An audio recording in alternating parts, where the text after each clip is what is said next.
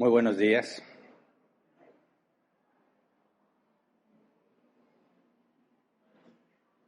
Les había dicho la semana pasada que tal vez era el último tema. No, me equivoqué, todavía tengo varios en la lista. Me falló la memoria. Hoy vamos a continuar estudiando las obras del Espíritu Santo y vamos a tomar el mismo capítulo, Romanos 8, que fue lo último que vimos la semana pasada, cuando dijimos que es una obligación, ¿verdad? Vivir por el Espíritu, hacer lo que el Espíritu quiere. Estuvimos hablando de los dones, de los frutos del Espíritu Santo, y dijimos que a diferencia de los dones, los frutos no están en nuestro control para multiplicarnos. Los frutos son la consecuencia de nuestra comunión con el Espíritu Santo. Así como el árbol tiene que tener los elementos necesarios para dar fruto, nosotros damos frutos y tenemos comunión con el Espíritu Santo. Las obras de la carne son aquellas cosas que son normales, son aquellos que no son de Cristo.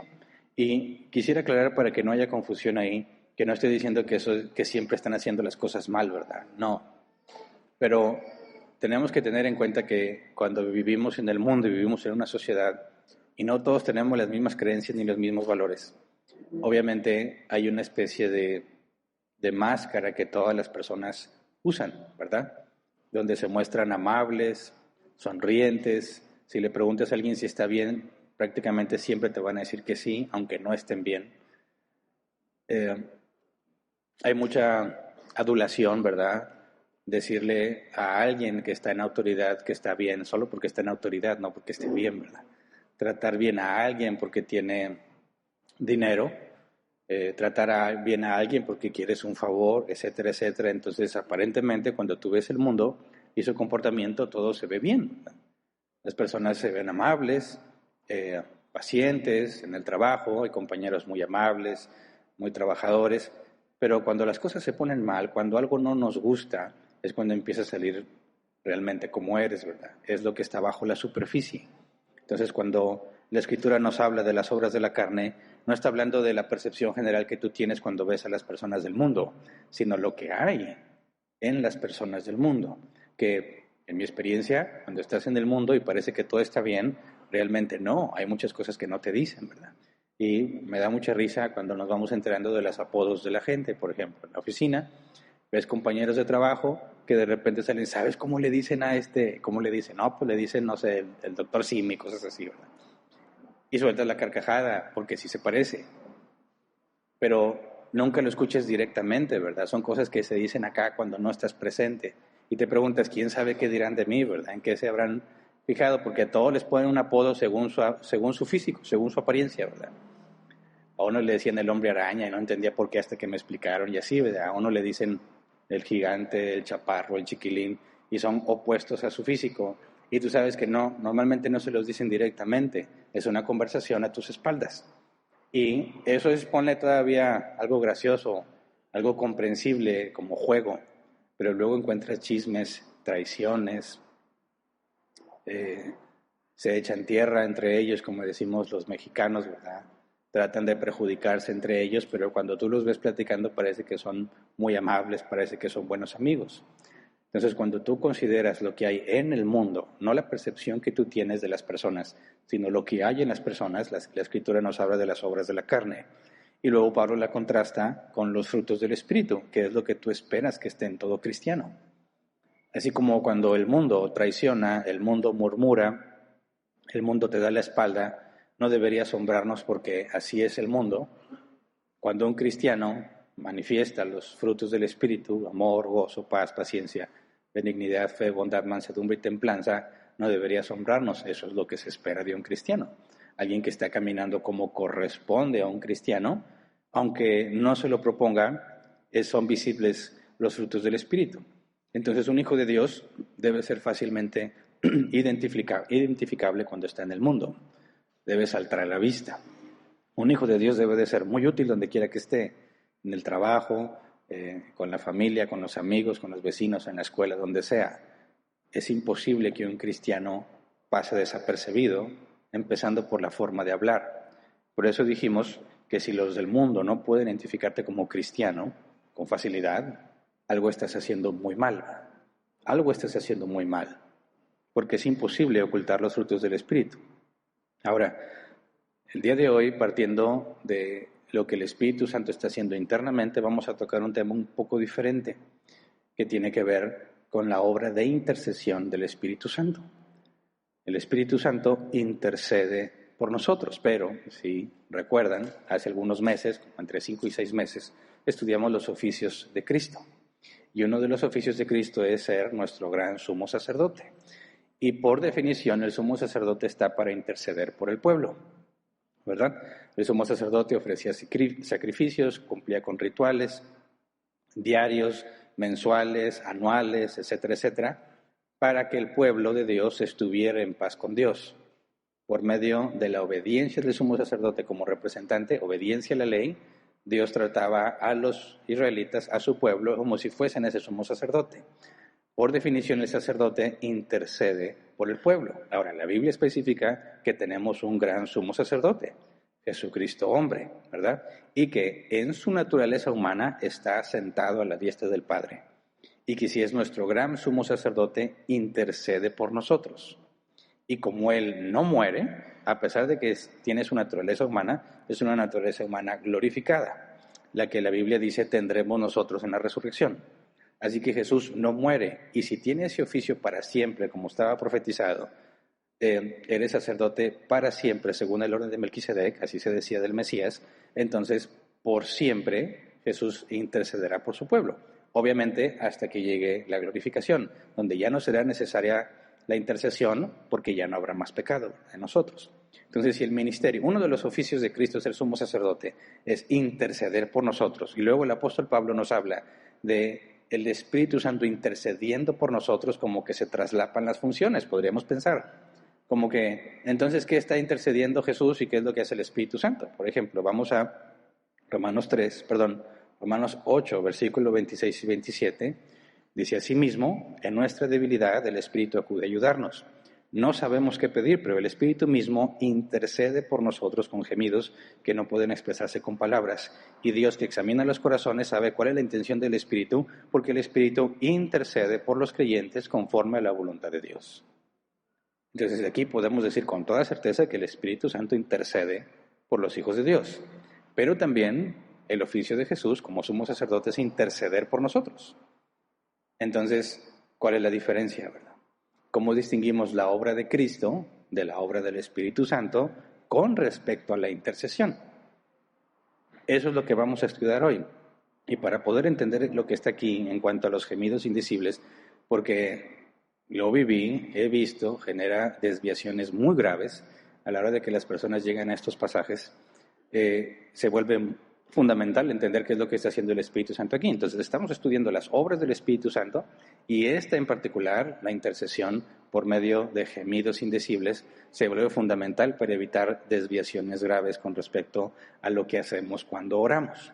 Entonces, antes de empezar a estudiar, vamos a orar así como estamos. Señor, muchas gracias por este día. Gracias porque a pesar de nuestros errores, tú permaneces fiel. Gracias porque, como acabamos de cantarlo, nos aferramos a ti, Señor, confiando en tu promesa, y por medio de tu Espíritu Santo en nosotros te pedimos que tu Espíritu Santo nos ilumine, nos persuada, nos haga comprender y ponga en nosotros el querer como el hacer para llevarlo a la práctica. Corrige, Señor, nuestra mala comprensión o nuestro entendimiento equivocado cuando vamos a entender lo que es la palabra oración, lo que significa orar. Enséñanos a orar como corresponde. Enséñanos a detectar en nosotros mismos la intercesión que tu Espíritu Santo hace a nuestro favor para que podamos glorificarte, Señor, como corresponde. Gracias de antemano. Amén. Bien, entonces, partiendo de este pasaje en Romanos 8, 25 y 27, donde habla de la intercesión, vamos a poner el fundamento bíblico del que dije hace un par de minutos con respecto al oficio de Cristo en Hebreos 7, versículo 23 al 25. Dice: ahora bien, a los sacerdotes la muerte les impedía seguir ejerciendo sus funciones y por eso hemos tenido muchos de ellos. Pausa, está hablando desde la perspectiva judía, ¿verdad? Israelita. Bajo la ley de Moisés, cada sumo sacerdote que era establecido llegaba al punto en que moría y tenía que sucederlo uno de sus hijos, ¿verdad? Por eso dice, hemos tenido muchos, hablando de la historia de los sacerdotes del pueblo de Dios en la ley de Moisés. Dice versículo 24, pero como Jesús permanece para siempre, su sacerdocio es imperecedero. Por eso también puede salvar por completo a los que por medio de él se acercan a Dios, ya que vive siempre para interceder por ellos. Luego, en el mismo capítulo 8 que leímos, que Pablo habla de que el Espíritu Santo intercede por nosotros, también el propio apóstol Pablo dice que Cristo intercede por nosotros. Vamos a Romanos 8, 34.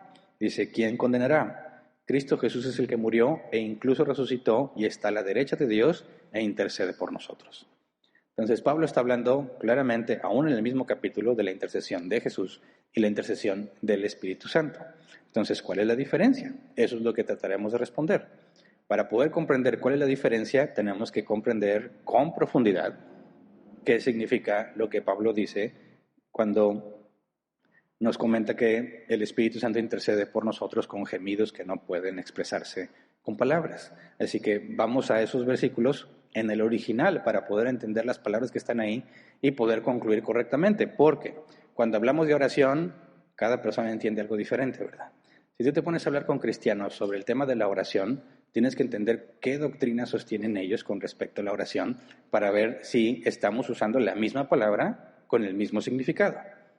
Esa es muchas veces la razón principal por la cual sostenemos discusiones y no nos podemos entender con otras personas, que aunque usamos la misma palabra, no significa lo mismo para los dos. Entonces, cuando hablo de oración, hay muchas cosas que los cristianos pueden entender con respecto a la oración. Y tristemente, muchas de esas cosas no tienen sustento ni fundamento bíblico.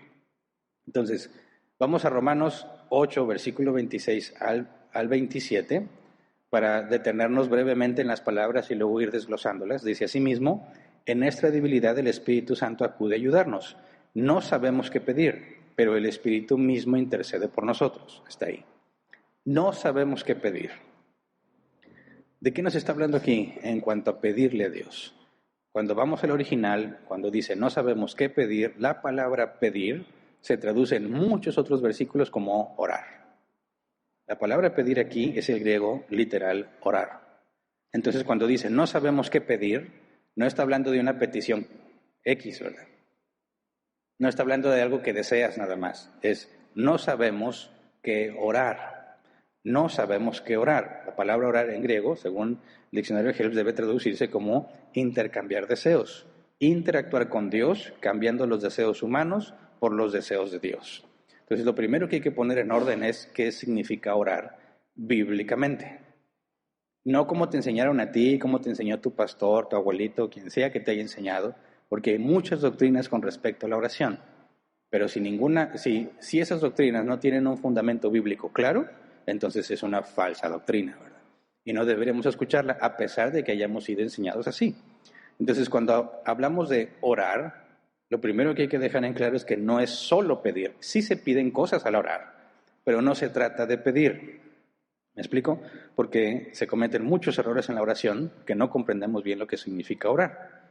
Ahora, vamos a Juan 14, versículo 13 y 14, para complicar un poco más las cosas.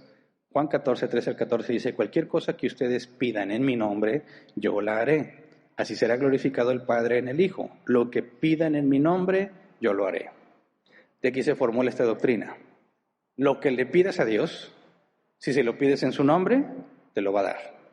¿Crees en esa promesa? Y muchos dicen, amén. Ok, entonces escuchas oraciones como esta. Señor, te pedimos que apresures los pasos de los que vienen el camino en el nombre de Jesús. ¿Lo has escuchado? Yo pienso que es muy común, ¿verdad? Bueno, a cierta generación para atrás. Estaba empezando la reunión y así se oraba, te pedimos que apresures los pasos de los que vienen en camino. Y siempre me imaginaba que las personas vienen caminando y de repente empiezan a correr y no saben por qué, ¿verdad? Y es la obra de Dios. ¿Por qué? Porque lo pedí en el nombre de Jesús. Fíjate bien cómo formulan la doctrina. Orar es pedirle. Y si Jesús dijo que si lo pides en su nombre te lo va a dar. Entonces siempre, en toda oración que se te ocurra hacer, tienes que decir en el nombre de Jesús para que se te cumpla. Yo no estoy diciendo que esa doctrina es bíblica, estoy diciendo que esa doctrina está mal. ¿Cómo me atrevo a decir que está mal si lo acabamos de leer? Lo que pidas en su nombre, Él lo va a hacer. Entonces tienes otro ejemplo. Declaramos sanidad sobre su cuerpo en el nombre de Jesús. Declaramos sanidad sobre su cuerpo en el nombre de Jesús. Estoy diciendo que yo, de alguna manera, tengo poder en mi boca y que declaro las cosas como si Dios las declarara. Cuando Dios, específicamente el Hijo, ¿verdad? La segunda persona de la Trinidad, dijo, sea la luz, fue la luz, ¿verdad? Si yo digo, sea la luz y nadie prende el foco, no va a pasar nada, ¿verdad? Yo no tengo el poder al hablar que Dios tiene. Pero se formula esta doctrina extraña de decretar y declarar, asimilando o tratando de usar pasajes que la lengua tiene poder y que, así como una pequeña chispa puede encender un gran bosque, así la lengua tiene poder, etcétera, etcétera. Bueno, entonces le agregan, declaro sanidad sobre su cuerpo en el nombre de Jesús. Y entonces estoy pidiendo algo, pero le estoy agregando otra doctrina falsa de que yo tengo poder en la lengua y le agrego lo que Jesús dijo, que si lo pido en su nombre me lo va a dar. Entonces empiezo a formular un concepto de oración que ya no tiene nada que ver con el significado de la palabra en griego, intercambiar deseos. ¿Te das cuenta del error? Si yo declaro, por ejemplo, en tu nombre atamos al hombre fuerte en el nombre de Jesús. Y si yo quiero entender esta oración literalmente y yo era el más fuerte ahí, me hubieran amarrado, ¿verdad? Atamos al hombre fuerte en el nombre de Jesús. No, es que sí se refieren a los demonios algunos. Entonces ya no nada más están decretando, sino que tienen una especie de poder sobre los seres espirituales, ¿verdad? Que también se sacan de otros versículos que no tienen fundamento bíblico, aunque usan versículos para tratar de probarlo. Un último ejemplo, echamos fuera al espíritu de pobreza en el nombre de Jesús. Resulta que los pobres, si yo estoy pobre, soy una víctima. ¿Una víctima de qué? Del cochino espíritu de pobreza. Y hasta que alguien le diga que se vaya en el nombre de Jesús, no voy a dejar de ser pobre. Y te fijas cómo se va poniendo cada vez más absurda la situación.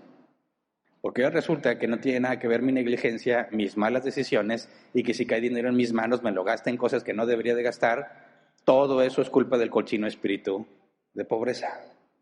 Y hasta que alguien lo eche fuera en el nombre de Jesús, entonces voy a dejar de ser pobre. Y quitas toda responsabilidad del individuo con respecto a las malas decisiones que toma. Y ya hiciste una doctrina de oración, y entonces vamos a hacer un miércoles de oración, ¿y qué vienen a hacer todos? Ese tipo de cosas. Entonces se toman de las manos y empiezan a ver, vamos a empezar en este orden, tú empiezas a pedir. No, pues yo te pido, la Biblia sí dice que hagamos oraciones y súplicas por los gobernantes, etcétera, etcétera. Pero si no entiendes la palabra oración, sino que tomas estas doctrinas erróneas y se hace una reunión de oración, ¿qué va a pasar? Toda clase de absurdos, peticiones totalmente incorrectas. Y yo siempre me pongo a pensar, porque yo también anduve en esas, ¿qué pensaría Dios de mí mientras me está viendo que digo barbaridades? Y las digo bien seguro, porque si pido con fe, decía, comprometo el poder de Dios, así me enseñaron.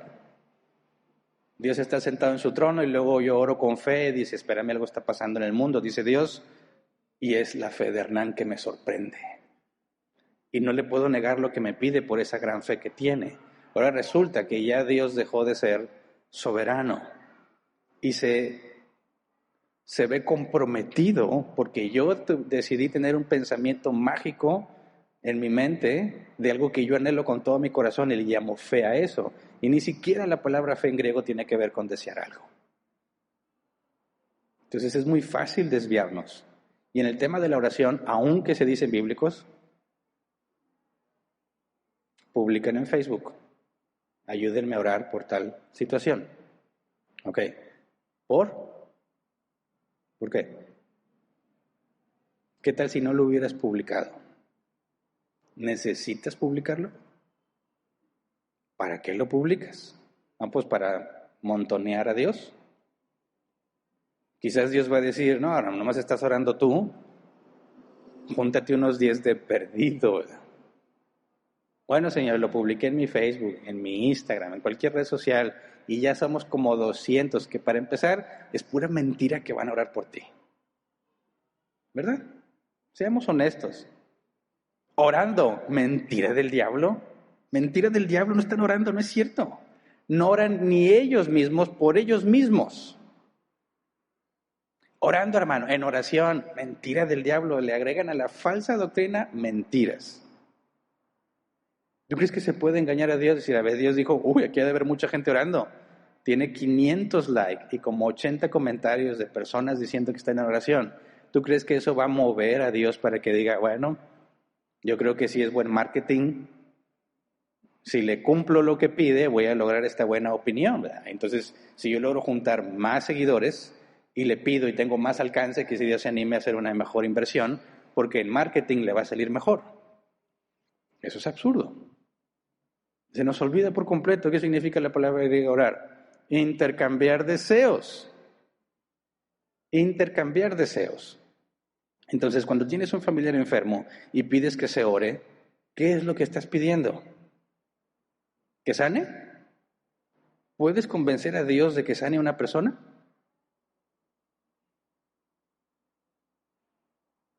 Cuando dices, oren por mi familiar enfermo, ¿qué es lo que esperas que suceda?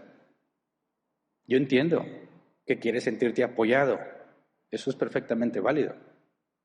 Pero ¿qué es lo que esperas que suceda? Por eso hay mucha ignorancia en el tema de la oración. Y cuando hablamos de que el Espíritu Santo intercede, y porque dice, no sabemos qué pedir, y ahí está el tema de la oración, tenemos que comprender qué es lo que está pasando aquí, empezando por comprender la oración, ¿verdad? Jesús nos da el ejemplo, Lucas 22:42. Padre, si quieres, no me hagas beber este trago amargo, pero no se cumpla mi voluntad, sino la tuya. En el griego, cuando dice si quieres, la palabra griega aquí hace referencia a, según el diccionario Helps, plan con plena determinación de llevarlo a cabo. Es lo que llamamos la voluntad decretiva de Dios.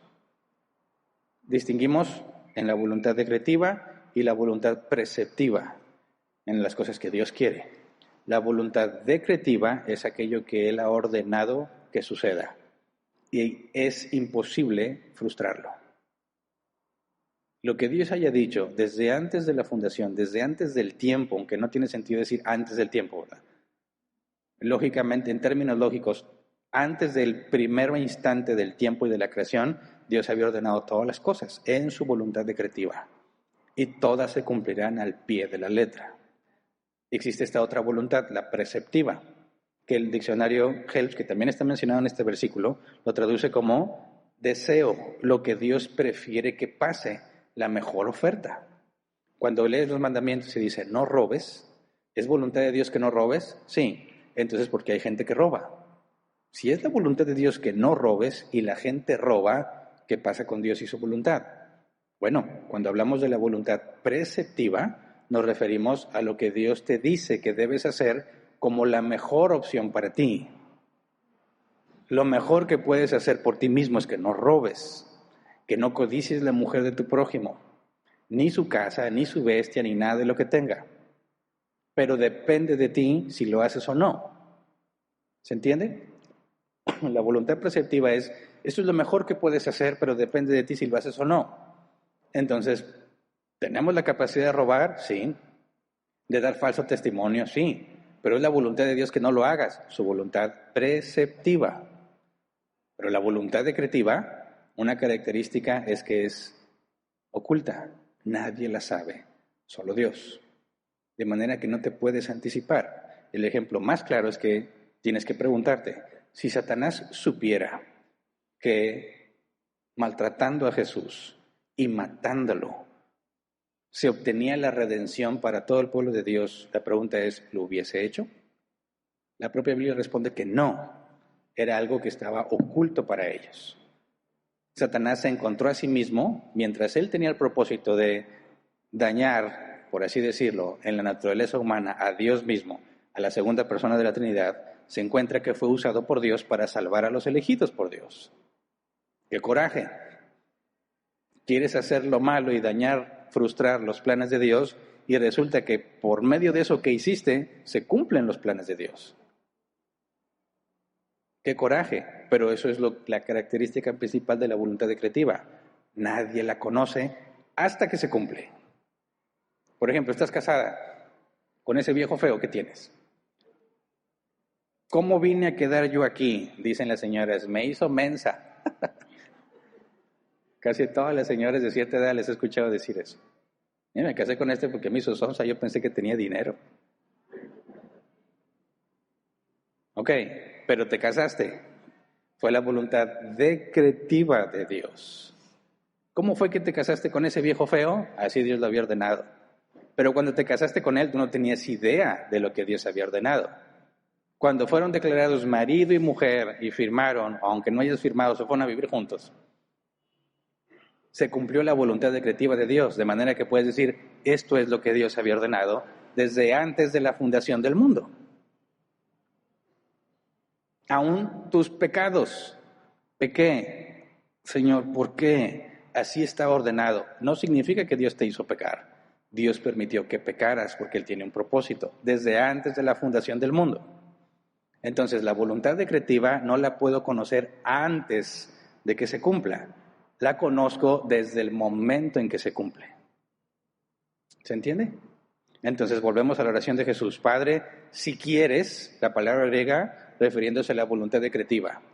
Si esta es tu voluntad, si esto es lo que tú decidiste desde antes de la fundación del mundo, si quieres, no me hagas beber este trago amargo, pero no se cumple mi voluntad. Aquí la palabra voluntad es la que se traduce como mejor oferta, lo que creo que es mejor, es la voluntad preceptiva de Dios. Jesús está hablando de su naturaleza humana. Señor, yo no quiero pasar por aquí. Mi voluntad, lo que yo considero mejor, es no pasar por aquí. Pero si tu voluntad decretiva es que yo pase, que así sea. Ahí está el ejemplo perfecto de la palabra griega para orar, intercambiar deseos. Este es mi deseo, Señor. En mi ignorancia, le puedo decir yo, en mi falta de conocimiento, en mi falta de sabiduría, yo creo que esto es lo mejor, pero no me des lo que yo quiero, sino lo que tú quieres. Yo estoy pidiendo algo, sí, ¿qué estoy pidiendo? Que no se haga lo que yo quiero. Entonces, orar es pedir, sí, pero no lo que tú quieras, sino pedirle a Dios que su voluntad sea hecha. Dices, pero ¿qué ganas si la voluntad decretiva como quiera se va a hacer? Nadie la puede frustrar. Sí, se trata de que tú te humillas ante Dios. Dejas de pelear contra su sabiduría. ¿Qué significa ser sabio? Saber cómo. Y cuando hablamos del atributo de Dios, sabiduría, significa que las cosas que Él hace no pudieron ser hechas de ninguna otra forma más que esa para cumplir sus propósitos. Cuando decimos que Dios es sabio, significa que nadie pudo haber tenido una mejor alternativa que Dios. Y eso nos cuesta trabajo porque decimos, ¿qué de bueno puede sacar Dios de esta situación en la que me encuentro? Bueno, le decimos de una forma totalmente limitada, ¿verdad? No puedes ver todo lo que está pasando, ni siquiera puedes tener claro todo lo que has vivido, ni siquiera desde que empezó el día. No tienes conciencia de cómo todas tus acciones y tus palabras han creado efectos que van a llevar a otras cosas. No lo podemos saber. Y tenemos el valor de decirle, Dios, yo te pido esto, yo creo que esto es lo mejor para mí. Yo quiero a ese viejo que ahorita está guapo, flaco, con pelo. Eso es lo que tú considerabas mejor. Y si Dios dijo, ándale pues, mi hija, vaya y cásese con ese viejo, significa que eso ya estaba ordenado desde antes. ¿Se entiende? Jesús dice, no sea mi voluntad, sino la tuya. Eso es orar. Entonces, cuando yo digo que declaro sanidad para este cuerpo en el nombre de Jesús, ¿se parece a lo que debe de ser la oración? Por supuesto que no, son tonterías. Es una enorme muestra de una profunda ignorancia de quién es Dios y quién eres tú. ¿Cómo se te ocurre que tú puedes influir en los planes eternos de Dios? Que tú puedes sacar una mejor alternativa o sabes que es lo mejor si eres tan insignificante y tienes tan poco alcance, aun si tomaras y entendieras perfectamente todo lo que pasó en tu vida, cuántos siglos hay atrás de causas que llevan a efectos diferentes. No estamos conscientes que la decisión que hayas tomado hoy de venir aquí, cómo va a afectar a ti, a tus hijos, a tus nietos y a tus bisnietos. Porque todo eso afecta. No lo sabemos, sin embargo nos atrevemos a decirle a Dios cómo debería de hacer las cosas. No tiene sentido. Entonces, cuando hablamos de orar, Jesús en su naturaleza humana dice, yo no quiero pasar por el Calvario, su naturaleza humana. Padre, pero si es tu voluntad, no me des lo que yo quiero, sino lo que tú quieres. Y cuando pase, sabes, se cumplió la voluntad de Dios. Dime, ¿de esta manera existirá alguna oración que no se cumpla? Si siempre dices, pero no sea mi voluntad sino la tuya, todas las oraciones que hagas se van a cumplir. Ya sea que te dé lo que tú querías o no, porque siempre, siempre será la voluntad de Dios. Dice, oye, a veces Dios no responde mi oración. ¿A qué nos referimos? A que no nos dio lo que queríamos. Pero si es la oración en el sentido literal, Señor, esto es lo que yo creo, pero haz lo que tú quieres, tu respuesta siempre va a ser, sí, voy a hacer lo que yo quiero. ¿Se entiende? Ahora regresemos de nuevo al pasaje principal, Romanos 8, 26 y 27. Asimismo, en nuestra debilidad el Espíritu acude a ayudarnos. No sabemos qué pedir, pero el Espíritu mismo intercede por nosotros con gemidos que no pueden expresarse con palabras. No sabemos qué pedir, ¿ok? Estamos diciendo, no sé qué es lo que debería pedirle a Dios en esta situación en la que me encuentro. Si entiendo qué es la oración, no se trata de pedir lo que yo quiera. Si yo quiero que mi oración se cumpla, tengo que pedirle lo que Él ha dicho que sucedería. Oye, Hernán, pero has dicho que no conocemos la voluntad decretiva. No, pero sí conozco la preceptiva. Así que si estoy en una situación donde no tengo lo suficiente para comer, ¿le puedo pedir a Dios que me dé alimento? Sí. ¿Basado en qué? En que Él dijo, no se preocupen por qué han de comer, qué han de vestir o dónde van a vivir, porque el Padre sabe que ustedes lo necesitan. Entonces, si yo estoy en una situación de escasez y le digo, Señor, yo te pido que me proveas lo que necesito para vivir, ¿es una oración que será respondida, sí o no? Sí. ¿Por qué? ¿Porque se lo estoy pidiendo? Sí, lo estás pidiendo, pero Dios ya dejó escrito que esa es su voluntad, que no te afanes como los paganos, dijo Jesús, que se preocupan por qué han de comer, qué han de vestir y dónde han de vivir. Ustedes no sean así. Entonces yo puedo decir con toda certeza, Señor, provéeme de lo básico, de lo necesario para la vida, y Dios jamás va a faltar a su palabra, porque estoy pidiendo conforme a su voluntad. ¿Se entiende?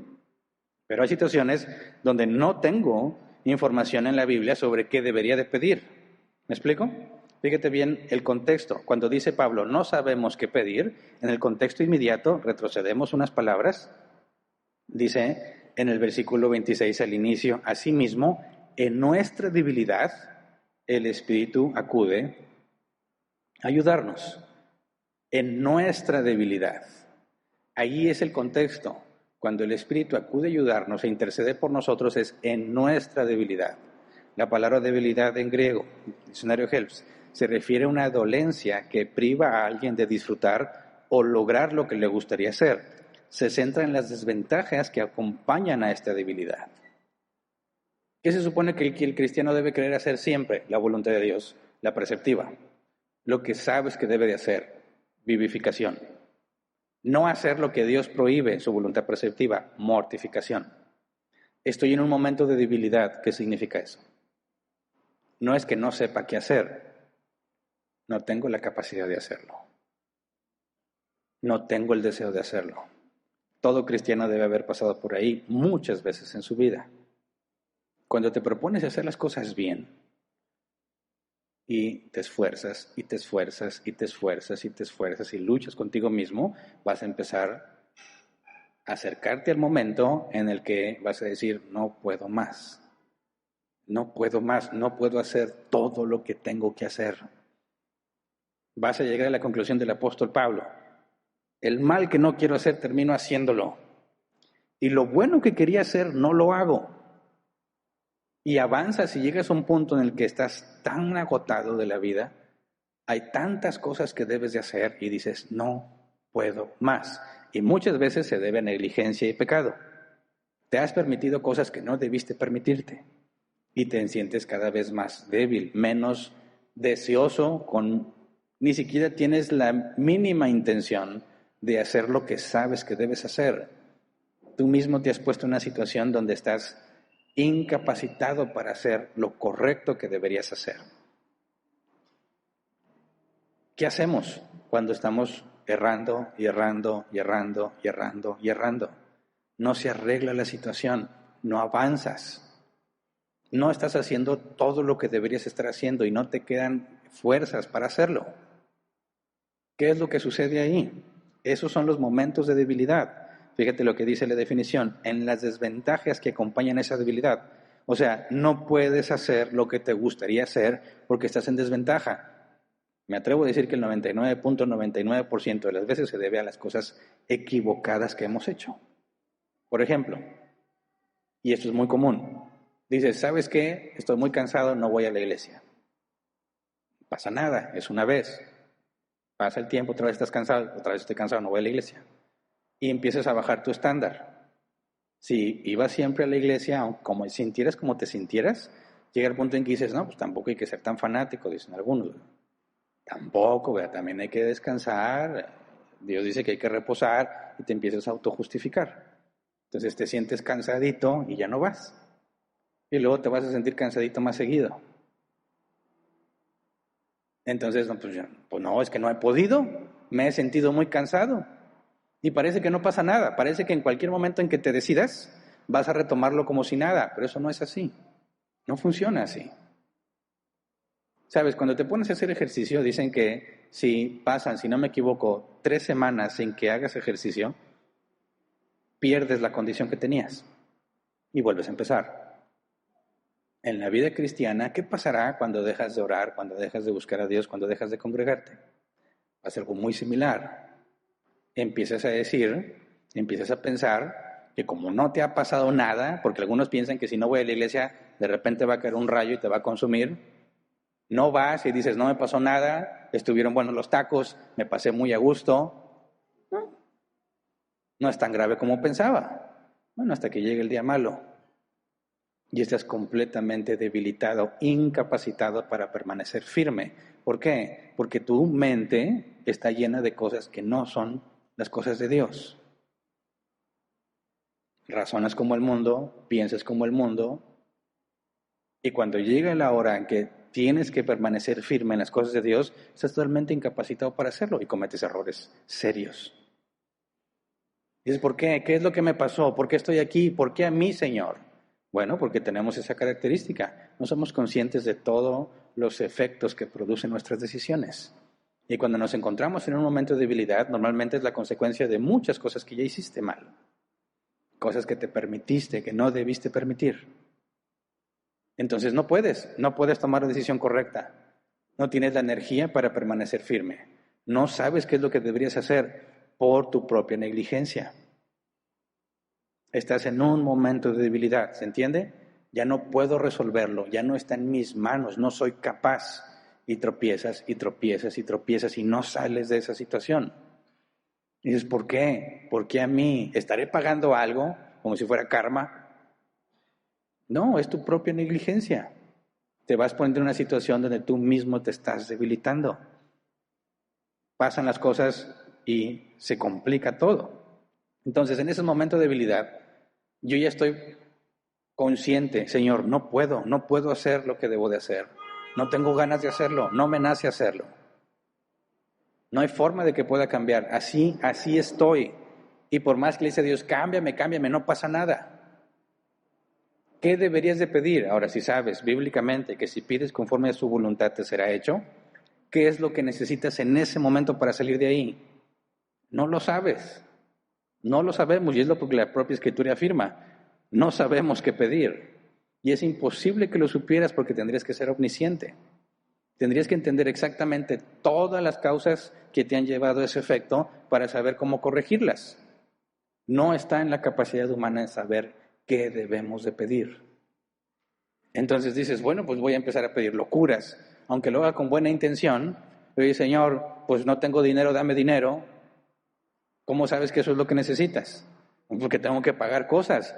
Sí, pero precisamente cuando tenías el dinero lo usaste mal. Te voy a dar dinero y ¿qué vas a hacer? Vas a continuar con tu problema. No es dinero lo que necesitas. Claro que vas a ocupar el dinero para saldar deudas, pero lo primero que necesitas es hacer una corrección en la toma de decisiones que hacemos. El dinero que se tiene que usar para pagar deudas, para pagar servicios, no se gasta en otra cosa. Es que era el iPhone 15, estaba en oferta, en rebaja, y yo tuve fe, dije, Señor, en fe, ahí va, tú me vas a proveer, ándele, te cortan la luz. ¿Se entiende? Ahora entonces, debemos tomar en cuenta, primera de Juan 5:14, esta es la confianza que tenemos al acercarnos a Dios, que si pedimos conforme a su voluntad, Él nos oye. ¿Qué significa eso? Todo lo que pidas conforme a su voluntad será hecho. ¿Por qué? Porque esa es su voluntad. Lo que tú le pidas que Él ya haya ordenado anteriormente, te lo va a dar. ¿Ok? Por eso Santiago, vamos a Santiago 4:3, dice, y cuando piden, no reciben porque piden con malas intenciones para satisfacer sus propias pasiones. Ahora, no significa que estás pidiendo algo malo en sí mismo. Por ejemplo, Pablo estuvo pidiendo mal cuando le dijo a Dios que le quitara el aguijón en la carne. Dice Pablo, 3 veces le rogué al Señor que me quitara este aguijón, y Dios le respondió, bástate mi gracia. No, mi gracia es suficiente. No te lo voy a quitar. Eso significa que aunque Pablo dice que ese aguijón en la carne era como un enviado de Satanás que lo bofeteaba para que no se exaltara por las revelaciones que Dios le había dado, y Pablo le dice, quítamelo, ¿qué hubiera pasado si se lo quita? El propósito para el cual fue enviado, para que no se exaltara, no se hubiese cumplido, Pablo se hubiese exaltado y hubiera echado por tierra todo su ministerio. Entonces, cuando Pablo dice, quítame este aguijón, está pidiendo mal, ¿verdad? Por eso Dios no se lo cumplió, ¿o no? No importa qué sea lo que tú le estés pidiendo, que crees que está bien, si Dios dice no, entonces estabas pidiendo mal, porque eso no era la mejor para ti. Aunque Pablo puede decir, no sabemos qué hay el aguijón en la carne, se puede deducir probablemente un problema de visión, por ciertas características de que Pablo dice que escribe con letra grande, etc. Supongamos que era un problema de visión y no puede ver bien y necesita que alguien lo esté ayudando en distintas circunstancias. Quien no usaba lentes y de repente necesita lentes, creo que puede entender bien a Pablo. En mi vida tuve que usar lentes hasta que cumplí 40 años. Ahí le pueden calcular. Voy con el oftalmólogo, le digo, oye, yo nunca tuve problemas de visión, ¿qué me está pasando? Estoy malnutrido, no comí zanahoria, como decían, si comía zanahoria ibas a ver bien.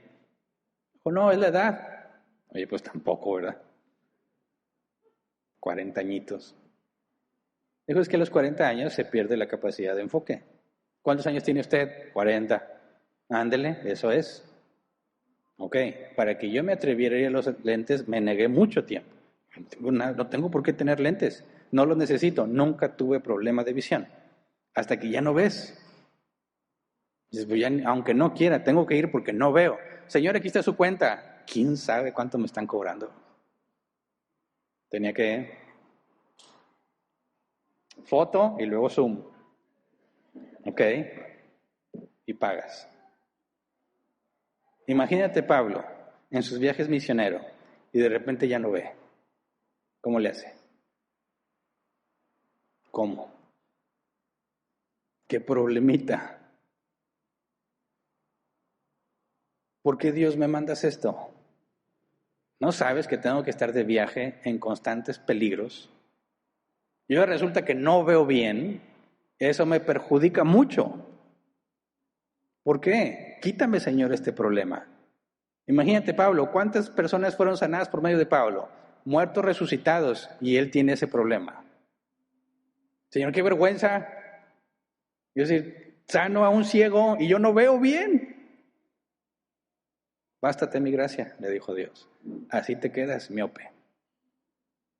Porque eso es lo mejor para ti. ¿Se entiende? No necesariamente estamos pidiendo cosas pecaminosas, pero estamos pidiendo mal porque eso no es lo mejor para nosotros. Porque Dios no tiene la intención de hacerte feliz. Su propósito es hacerte cada vez más como Cristo. Nosotros nos confundimos y pensamos que somos una especie de mascota. Bueno, depende de la mascota de quién, ¿verdad? Porque antes tener una mascota era que sobreviva en el patio, ¿verdad? ¿Verdad? Perro, cállate. Ahora hay perrijos. Y viven mucho mejor esos perrijos que muchos de nosotros. ¿Verdad? Entonces, cuando tenías una mascota antes, bueno, pues que junten las obras, vámonos. Y se daba un festín de comida de todo el perro y no le pasaba nada. Ahora, ¿por qué lo llevas al veterinario? Está estresado. Estresado. Y algunos piensan que son las mascotas de Dios, son el perrijo de Dios, que te va a llevar rápido a la solución porque te sientes triste, que te va a sacar rápido de tu problema porque ya no sabes qué hacer, ignorando que Dios mismo fue el que ordenó que estuvieras en esa situación por medio de tus malas decisiones y que te doliera en el alma, para que cuando salgas de ahí no vuelvas a hacer lo mismo. ¿Qué necesitaba Pablo? Si el problema es de visión y tiene que seguir cumpliendo el mandato que Dios le dio, ¿qué necesitaba Pablo? Un guía. Depender de una persona en todo momento que él pretendiera moverse o leer o escribir, etcétera, etcétera. Lo hace dependiente. Tiene que hacerse humilde. Y ahí está la sabiduría de Dios en medio de las dificultades. Entonces, estoy en el momento de debilidad. No sé qué debo de hacer, pero quiero que Dios me ayude. Entonces, ¿qué pido? ¿Qué pedirías? ¿Se entiende el problema que presenta Pablo? Entonces dice el apóstol Pablo en Romanos 8:26, asimismo, en nuestra debilidad, el Espíritu acude a ayudarnos. Estoy en esa situación donde estoy mal. Yo debo de ser fuerte en las cosas de Dios, pero estoy débil. Hay pecado en mí, hay negligencia en mí, y ya no puedo hacer lo que debería de hacer. Estoy en una situación crítica. Necesito que Dios me ayude y no tengo idea de qué pedirle. Estoy tan emproblemado, tan metido en mi situación, que no tengo idea de cómo se resuelve esto. Dice, el Espíritu Santo acude a ayudarnos, la palabra ayudarnos aquí. Asistencia con plena iniciativa, porque están estrechamente identificados, brindando la ayuda que corresponde exactamente a la necesidad. Cuando dice que viene a ayudarnos, es decir, el Espíritu Santo está ahí contigo y te va a dar exactamente lo que necesitas. No lo que tú quieres o lo que tú crees que necesitas, exactamente lo que necesitas. ¿Cómo es que nos ayuda? Pablo responde. Romanos 8:26 dice, no sabemos qué pedir, pero el Espíritu mismo intercede por nosotros con gemidos que no pueden expresarse con palabras. Intercede. En griego es interceder, conferir beneficio. Entonces vamos a la Real Academia Española, que es interceder, hablar en favor de alguien para conseguirle un bien o librarlo de un mal. Tú intercedes por una persona cuando lo recomiendas a otro. Oye, te recomiendo, este es muy bueno en lo que hace. Y es verdad, ¿verdad? Estás intercediendo por él. O cuando hizo algo malo y dice, oye, dale chance, yo lo conozco. Esta vez sí se equivocó, pero normalmente no hace eso. Y te perdonan. Bueno, intercedió por ti para evitarte un mal. O intercedió por ti para que te den un bien. Dice que el Espíritu intercede por nosotros. Está pidiendo por ti exactamente lo que tú necesitas en esa situación en la que te encuentras. Dice que es con gemidos, que no pueden expresarse con palabras. La palabra gemidos, dice, son gemidos especialmente provocados por circunstancias que crean una gran presión. Proviene de otra palabra griega que se traduce como sentir presión por lo que se avecina. Denota sentimiento que es interno y no expresado. Está hablando de algo interno que no lo pones en palabras porque no puedes, pero al tratar de expresarlo simplemente transmites dolor, pena, sufrimiento. No pueden expresarse con palabras. Y para poder entender esto, creo que hay que ir al ejemplo de Ana, porque estoy seguro que los cristianos hemos pasado por ahí, aunque no estés consciente de lo que sucedió, porque todos nos hemos metido en problemas y problemas serios, ¿sí o no? Y que sabes que es tu culpa. La regaste feo y estás en un problema muy serio y no puedes salir de ahí. Cualquier tipo de problema. Ora a Dios, ya oré, no pasa nada. Le estoy diciendo a Dios, cámbiame y no me cambia. Señor, dame el dinero que necesito y no me lo da. Dame el trabajo que ocupo, no me lo da. ¿A qué conclusión podemos llegar? Estás pidiendo mal. ¿Se entiende? Oye, pero ¿qué tiene de malo? Le digo, ayúdame, cámbiame. Yo sé que esa es la voluntad preceptiva de Dios. Sí, pero no es lo que necesitas en ese momento. No es lo que te va a sacar de ahí, tú sabes. Pero no se trata nada más de saber, se trata de hacer. Intercambio el deseo. Señor, esto es lo que yo quiero, haz lo que tú quieres, acepto tu voluntad, me rindo a lo que tú has decidido hacer. Ya no voy a luchar con esta situación.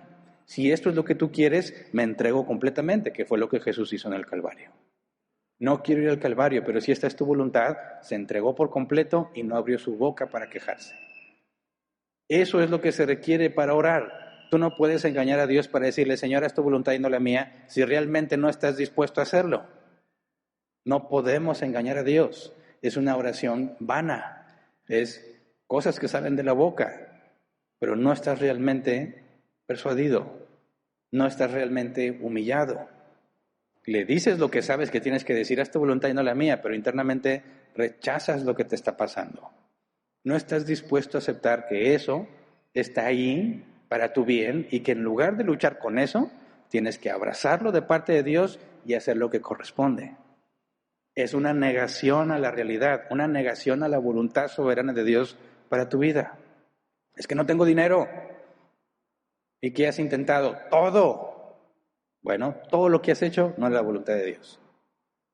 Es que lo que yo quiero es ganar dinero, pero Dios no me lo da, porque Dios no quiere que ganes dinero. ¿Cómo no va a querer eso?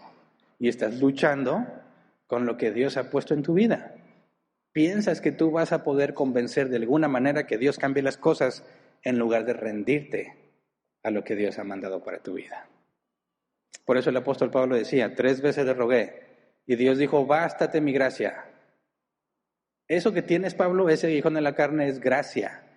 Es algo que no mereces y te lo he dado para tu bien. Por eso decía Pablo, por eso me gloriaré en mi debilidad. No voy a estar peleando con esto.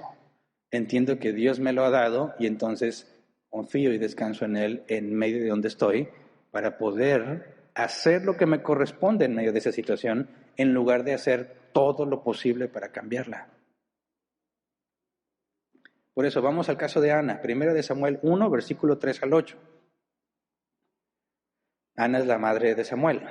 Dice, cada año Elcaná salía de su pueblo para adorar al Señor de los ejércitos y ofrecerle sacrificios en Silo, donde Ofni y Finés, los 2 hijos de Elí, oficiaban como sacerdotes del Señor. Pausa. Ese era el mandato en la ley de Moisés. Cada X tiempo, no importa dónde vivieras, tenías que ir al templo a presentar ofrendas. Versículo 4. Cuando llegaba el día de ofrecer su sacrificio, Elcaná solía dar a Penina y a todos sus hijos e hijas la porción que les correspondía. Pausa. Cuando tú ofrecías un sacrificio a Dios, tú y tu familia tenían que consumir parte de ese sacrificio. Es decir, si presentabas un macho cabrío o un cordero, había partes que se cortaban y se dejaban al sacerdote que oficiaba el sacrificio, partes que se quemaban para Dios en el altar y lo demás era para que te lo comieras tú con tu familia. Literalmente era una carnita asada. Así que somos bíblicos cuando asamos carne. Entonces imagínate, Señor, aquí traje 1 kilo, no sé, de tibón, arrachera. Y es como si dijeran al sacerdote, pues, ahí te le encargo, ¿no? La asas, el sacerdote pues, la pone a asar, le pone su sazonador. No es lo que hacían, es un ejemplo. Y luego decían, bueno, esta parte se quema para Dios, o sea, la manera en que se lo ofrecías dejabas que se calcinara en el altar, que se hiciera cenizas. Nadie podía consumir eso, porque eso era para Dios. Simbólicamente, al quemarse y consumirse, subía al cielo. Y luego decía, esta otra parte es para el sacerdote, porque de eso vivía. Esta es mi paga por la chamba de estar asando la carne. Y todo esto es para ti, el que trajo la carne, para que te lo comas junto con tu familia y te alegres ante Dios. ¿Por qué me iba a alegrar? Porque ese sacrificio me ponía en paz con Dios. Esa es la festividad. Todos deberían estar contentos, porque por medio del sacerdote que intercede por ellos ofreciendo el sacrificio, están en paz con Dios. Entonces dice el versículo 4, cuando llegaba el día de ofrecer su sacrificio, Elcaná solía dar a Penina y a todos sus hijos e hijas la porción que les correspondía. Podemos ver que tenía dos esposas, ¿verdad? El Caná, Penina y Ana. Y la que tenía hijos e hijas era Penina. Y les correspondía su porción, ¿verdad? De lo que se sacrificó, tenía que darle a todos. Versículo 5, pero Ana le daba una porción especial, pues la amaba a pesar de que el Señor le había hecho estéril. Pausa, contexto cultural. En aquellos tiempos, los hombres no eran estériles, según ellos. Los únicos que podían ser estériles era la mujer. Y esta era la cosmovisión. El hombre aporta la semilla y la mujer es la tierra. Si la semilla no germina, la tierra es mala. ¿Se entiende? Hasta ahí llegaba su comprensión de qué sucede. Entonces, una mujer estéril, decían, no sirve. Porque ¿para qué servían las mujeres en ese contexto cultural? Para darle hijos a los hombres. Entonces, una mujer estéril era despreciada. No tenía utilidad en la sociedad. Y se consideraba que Dios la consideraba maldita, castigada por su pecado. Entonces, toda mujer estéril ante la sociedad era despreciada. Por eso dice, pero a Ana le daba una porción especial. Quiero que te pongas en la situación de Ana. No es tu culpa ser estéril. La sociedad te ve como castigada por Dios. Este hombre tiene dos mujeres. Una tiene hijos e hijas y Ana no tiene. Cuando llega la hora de repartir la comida, le da mucha comida a Penina para con sus hijos. ¿Y Ana qué le debería tocar? Pues un pedacillo porque está sola. ¿Te imaginas la situación de Ana al ver todos los hijos que tiene la otra y ella no? Y ahorita vamos a leer más del problema. Pero ¿qué dice? El Caná le daba una porción especial, pues la amaba a pesar de que el Señor le había hecho estéril. Pues por alguna razón Dios te maldijo, pensaría él, yo como que ya te amo. Y para que no te sientas mal, aunque a ti no te corresponde esto que te voy a dar, te lo doy para que los demás vean que tú eres especial para mí, tratando de compensar la situación. ¿Se entiende? Como dicen acá en México, no te agüites, Ana. Pues sí, no te hubiera tocado casi nada, pero mira, para que todos vean que Ana, a pesar de su situación, como quiera, yo la amo. Yo no la desprecio, ni la veo de menos valor. Aquí va tu porción especial de carne asada, para que Ana se siente mejor. Versículo 6. Penina, su rival, solía atormentarla para que se enojara, ya que el Señor le había hecho estéril. Cada año, cuando iban a la casa del Señor, sucedía lo mismo. Penina la atormentaba hasta que Ana se ponía a llorar y ni comer quería. Entonces el Caná, su esposo, decía a Ana, ¿por qué lloras? ¿Por qué no comes? ¿Por qué estás afligida? ¿Acaso no soy para ti mejor que 10 hijos? Vámonos la seguridad. ¿A qué se refiere? ¿Se sentía muy guapo el pelado o qué? Contexto. El Caná no la trata como si fuese una mujer estéril. Le da su lugar especial. Oye, ¿por qué lloras? Se está burlando de ti, pero yo te trato mejor que a ella. Yo estoy compensando aquí la situación. ¿No te soy yo mejor que los hijos? ¿No es el trato especial que te doy suficiente? ¿Cuál es el problema de Ana? Cada año, cuando llega la hora de esa carnita asada, la maltrata y se burla de ella. ¿Puede Ana resolver su situación? No. No hay solución. Y el Caná no le impide a Penina que se burle. El Caná dice, yo no quiero problemas, pero yo te doy a ti un lugar especial. De ahí que hay que entender que la narrativa en la Biblia no es normativa. Es decir, el hecho de que la Biblia narre que el Caná tenía dos mujeres no significa que Dios aprueba que se tuviera más de una mujer. De hecho, esa es la evidencia de que no debió haber sucedido porque tienes esos conflictos. Lo mismo pasó con Jacob. Aunque a él se lo chamaquearon, ¿verdad? Le dieron a la mayor, que nadie quería, que ya se había quedado, se la dieron para que se pudiera llevar a la menor, ¿verdad? Resultó con dos esposas, pero no era su intención. Y todo el problema que hubo entre ellas. No sabemos la situación del Caná, pero ahí está el problema entre ellas. Y él se mantiene al margen, tratando de compensar a Ana, dándole una porción especial. pero eso no le sirve a Ana. ¿Cómo le haces para evitar? Si tú fueras Ana y tienes que estar en la fiesta del Señor y por ley te tienes que alegrar y se están burlando de ti, se están haciendo la vida imposible, ¿qué haces? Dice, se ponía a llorar y no quería comer. Y le dice, ¿por qué no comes? ¿Por qué estás afligida? Pero ¿cómo que esa pregunta? ¿Acaso no entiendes por qué? Claro que entiende por qué, pero el mandato es que se tienen que alegrar mientras consumen el sacrificio. Tienes que estar contento porque estás en paz con Dios. Porque si tienes para sacrificio significa que Él ha sido tu proveedor. Y si hiciste ese largo viaje desde donde vives, significa que te ha dado lo necesario para que puedas cumplir con su ley. Significa, en el concepto de lo que es la paz de Dios, shalom, es que por medio de la obediencia estás bien y puedes cumplir con lo que se te ha pedido en la ley para estar en paz con Dios porque has sido obediente. Así que hay todas las razones del mundo para estar feliz, pero ella no puede estar feliz porque Penina, su rival, no deja de maltratarla. No hay solución para Ana. ¿Tú crees que nunca se le había ocurrido orar? Señor, cambia a Penina. Cámbiala. Que ya no me esté maltratando. Penina sigue poniéndole gorro.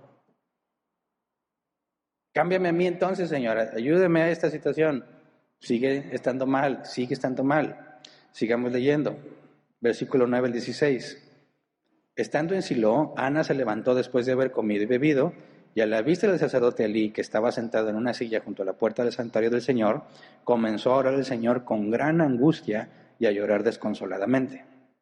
Entonces hizo esta promesa: Señor de los ejércitos, si te dignas mirar la desdicha de esta sierva tuya, y si en vez de olvidarte te acuerdas de mí y me concedes un hijo varón, yo te lo entregaré para toda su vida y nunca se le cortará el cabello. Como Ana estuvo orando largo rato ante el Señor, Elí se fijó en su boca. Sus labios se movían, pero debido a que Ana oraba en voz baja, no se podía oír su voz. Él pensó que estaba borracha. Así que dijo: ¿hasta cuándo te va a durar la borrachera? Deja ya el vino. No, mi señor, no he bebido vino ni cerveza. Soy solo una mujer angustiada que ha venido a desahogarse delante del Señor. No me tome usted por una mala mujer. He pasado este tiempo orando debido a mi angustia y aflicción. Ahora analicemos. Sabemos que sí se le concede un hijo a Ana, ¿verdad? Y es Samuel. Es el primer libro de Samuel, el profeta de Dios. Aquí se narra cómo fue que Samuel terminó en este mundo, cómo fue que nació de una mujer estéril, a quien Dios le cumplió su petición. Aunque ves aquí alguna petición, ¿algo le pidió Ana a Dios? No hay ninguna petición escrita.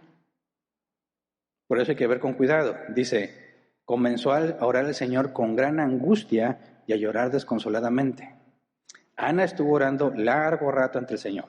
Sus labios se movían, pero debido a que Ana oraba en voz baja, no podía oír su voz. Eli pensó que estaba borracha. ¿Cómo era el comportamiento de Ana ahí? No entiende lo que está haciendo, ¿verdad? ¿Cómo se comporta un borracho? Dice, esta mujer está borracha. ¿Qué te hace pensar que una mujer está borracha? Dice, aquí ya lleva mucho tiempo, está como que llorando, como que angustiada, pero no se oye nada. Está mal de la cabeza. Y como era una festividad donde todos comían, seguramente ya se embriagó. No nos especifica la Escritura qué es lo que exactamente pasó en todo ese tiempo, ¿verdad? Pero se le concedió un hijo. ¿Cómo sabía Ana que Dios le iba a dar un hijo? No sabía. ¿Sería la primera vez que oraba Ana al Señor? Por supuesto que no. De hecho, en lo que le dice, cuando dice, si te dignas a mirar la desdicha de esta sierva en vez de olvidarme, ¿qué significa? Ella dice, ya me ha olvidado Dios. Y que se le olvide significa que ella estuvo acudiendo, Señor, ayúdame, Señor, ayúdame, Señor, ayúdame, y no, se olvidó de mí. Y si te fijas, no le pidió un hijo. No se lo pidió.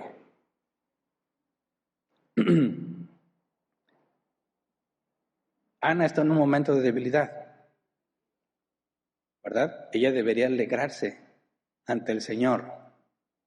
Ella debería estar contenta con el esposo que tiene, que no la trata mal.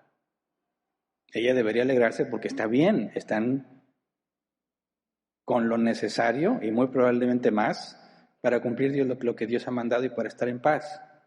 Pero a ella le afecta particularmente que no tiene hijos. Y en esta situación particular, Dios le concedió un hijo. ¿Qué fue lo que pasó? Bueno, ya leímos. Cuando tú acudes a orar al Señor, porque nos dice que fue orar al Señor, ¿verdad? Hay un intercambio de deseos. Y si estás en tu momento de debilidad y no sabes qué pedir, el Espíritu intercede por ti, es decir, pide por ti, con gemidos que no pueden pronunciarse con palabras. La pregunta es, ¿el Espíritu Santo se pone a gemir? No. El Espíritu Santo está en su naturaleza divina en cada uno de nosotros, ¿verdad? Quien gime es el que ora. El Espíritu Santo está en ti. ¿Dónde está Jesús actualmente ahorita en este instante? A la diestra del Padre. Sí, sabemos que es omnipresente en su naturaleza divina, pero en su naturaleza humana está a la diestra del Padre. Y en su naturaleza humana no puede estar aquí y allá, ¿verdad? Allá está, intercediendo por nosotros. Aquí, en esta situación en la que te encuentras, estás orando, como en el caso de Ana. Estás llorando, angustiada, desconsoladamente llorando al grado que piensan que estás borracha. Y le dice, Señor, si te dignas a mirar la desdicha de esta sierva, y si en vez de olvidarme te acuerdas de mí y me concedes un hijo varón, en ningún momento le pidió un hijo. Si es tu voluntad que yo llegue a tener un hijo, ese hijo va a ser dedicado a ti. No le pidió un hijo. ¿Qué hizo? Aceptó la voluntad del Señor. Y si en algún momento Él quiere hacerlo, ese hijo sería dedicado a Él. No le dijo, Señor, dame un hijo y se lo concedió. Si tú quieres ese hijo, dármelo, yo te lo voy a consagrar a ti. Eso implica que intercambió el deseo, ¿verdad? Intercambió el deseo. Si es tu voluntad que yo no tenga hijos, así sea, pero si tú me llegas a dar un hijo, si eso es lo que tú has decidido, te lo voy a entregar a ti. Era clarísimo qué es lo que Ana quería, tener hijos. Es lo que resolvería el problema. Pero ella no sabe qué pedir. Ahora, lo importante es que si no hizo una petición, no está escrito, ¿qué fue lo que pasó? Bueno, lo que se describe como su lloro, con angustia, desconsoladamente lloraba, eso es lo que se entiende por los gemidos que no pueden expresarse con palabras. ¿Alguna vez te has desahogado ante Dios sin hablar? Y cuando eso pasa, algo cambia. Aunque si la situación no cambiara, tú sí cambiaste. Y lo enfrentas de otra manera. Y las cosas empiezan a avanzar, lo que nunca había pasado. Y todo cristiano debe pasar por ahí al menos una vez en su vida. Llegas a tal punto en el que no hay forma de arreglar la situación, pero algo pasa. Oras muchas veces y le pides a Dios muchas veces y no pasa nada. Pero hay una situación en particular donde te vaciaste por dentro, lloraste y te entregaste a Dios por completo. No estabas diciendo nada, pero ese dolor y esa amargura y esa ansiedad salió. Los gemidos que no pueden expresarse con palabras, por medio de los cuales el Espíritu intercede por ti para darte exactamente lo que necesitas. Eso es lo que dice el original, acude a ayudarnos. Darte la ayuda que necesitas, exactamente lo que necesitas. ¿Qué fue lo que pasó con Ana? No le pidió a Dios un hijo, aceptó, pero antes de eso, el Espíritu Santo intercedió. Los gemidos que no se expresan con palabras. Dice Romanos 8:27, y Dios, que examina los corazones, sabe cuál es la intención del Espíritu, porque el Espíritu intercede por los creyentes conforme a la voluntad de Dios. ¿Qué significa? Que en tu oración, Dios ve la oración intercesora del Espíritu Santo, no dicha con palabras. Es eso que pasó contigo cuando te desahogaste por completo. No lo hiciste tú. El Espíritu Santo acudió a ti, hizo que hicieras justo lo que tenías que hacer. Te resigna, te humillas a la voluntad de Dios. Dios percibe esa intención del Espíritu, es lo que dice en tu oración, y te concede lo que el Espíritu Santo pidió. Y las cosas cambian. No lo hiciste tú. Habías orado muchas veces y nada pasaba. Pero hubo una situación en particular donde tú sabes que algo pasó contigo y lloraste como no habías llorado nunca, te dolió como no te había dolido, pero Dios te cambió. Eso es lo que está hablando Pablo. El Espíritu Santo acude a ayudarnos en los momentos de debilidad. No sabemos qué pedir, no sabemos qué hacer, pero Él te da justo lo que tú necesitas por medio de tu oración, por medio del momento en que te desahogas con Dios. El Padre escucha la intercesión del Espíritu Santo y te da lo que necesitas y las cosas cambian. ¿Qué es lo que fue lo que pasó con Ana? No le pidió un hijo y Dios le dijo, ahí está tu hijo y es para mí y lo voy a usar, y lo usó grandemente a Samuel. ¿Se entiende? Cuando vamos y acudimos a Dios en los momentos de debilidad es cuando vamos a experimentar este tipo de cosas. Cuando dejas de luchar contra Dios, rechazando lo que Él ha permitido, y te humillas y le dices, sea tu voluntad y no la mía. Cuando dices, ¿sabes qué? Ya busqué, y no hay, ok, voy a dejar de pelear contigo, Señor. Voy a descansar, voy a confiar en ti y voy a buscar otra manera. Cuando dices, ya no puedo con esta situación y caigo, hay que decir, no puedo, es imposible para mí dejarlo. Señor, haz tu voluntad en mí por medio de esta situación y dejas de pelear. Ojalá entendiéramos eso desde la primera vez que nos pasa, pero no es así. Pasa algo y dices, yo lo puedo arreglar, yo lo puedo cambiar, yo lo puedo evitar. Hace falta dinero, lo voy a conseguir. Yo puedo hablar con esta persona, yo puedo pedir que me ayuden. Estamos acostumbrados a tratar de cambiar el ambiente que nos rodea. En muchas situaciones es nuestra responsabilidad modificar el ambiente que nos rodea para vivir mejor. Pero hay cosas que te vas a dar cuenta, no las puedes cambiar. Y nos enojamos con Dios. Y no nos gusta que no la cambie. No nos gusta que a pesar de que nos esforzamos, las cosas no cambian, siguen igual. El problema sigue ahí. ¿Por qué no lo puedo cambiar? ¿Por qué Dios no me ayuda? Esa es la necedad. Pablo dijo 3 veces, le rogué al Señor. ¿Cuántas veces le has insistido a Dios tú por algo? Yo lo he hecho en mi necedad muchas veces. Porque sigo negándome a lo que Dios permitió. Sigo negándome a lo que Dios me dio. Y se acumula, y se acumula, y te sientes impotente, y no puedes cambiarlo, y te desesperas, te angustias, te da miedo, no sabes cómo vas a salir, no te gusta lo que está pasando. Pero las cosas no cambian. No importa qué pidas, no importa que oren por ti todos en Facebook, tus 1000 seguidores. No cambia. Tu familiar sigue enfermo, tú sigues enfermo, tú sigues sin trabajo, tú sigues pecando. No cambia. Hasta que el Espíritu Santo acude en ti ayuda, intercede por ti, y algo dentro de ti, toda esa carga que tenías, se va.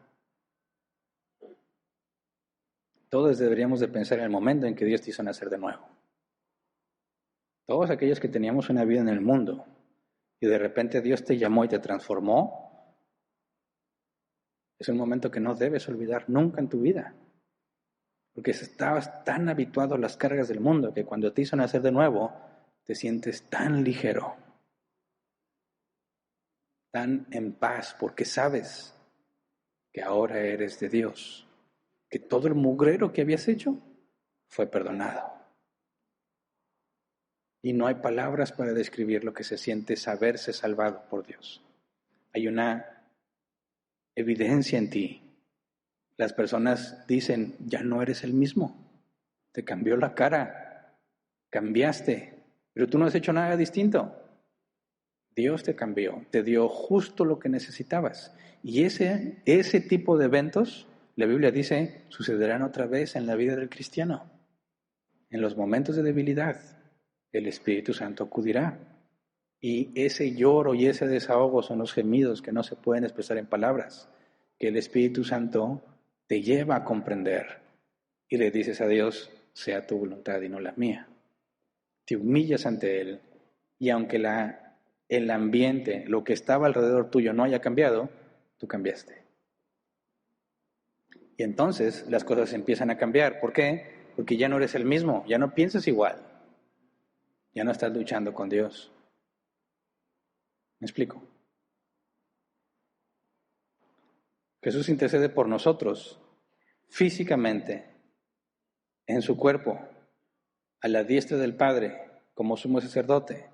Expiación y propiciación, se trata de nuestro pecado. Pecamos todos los días.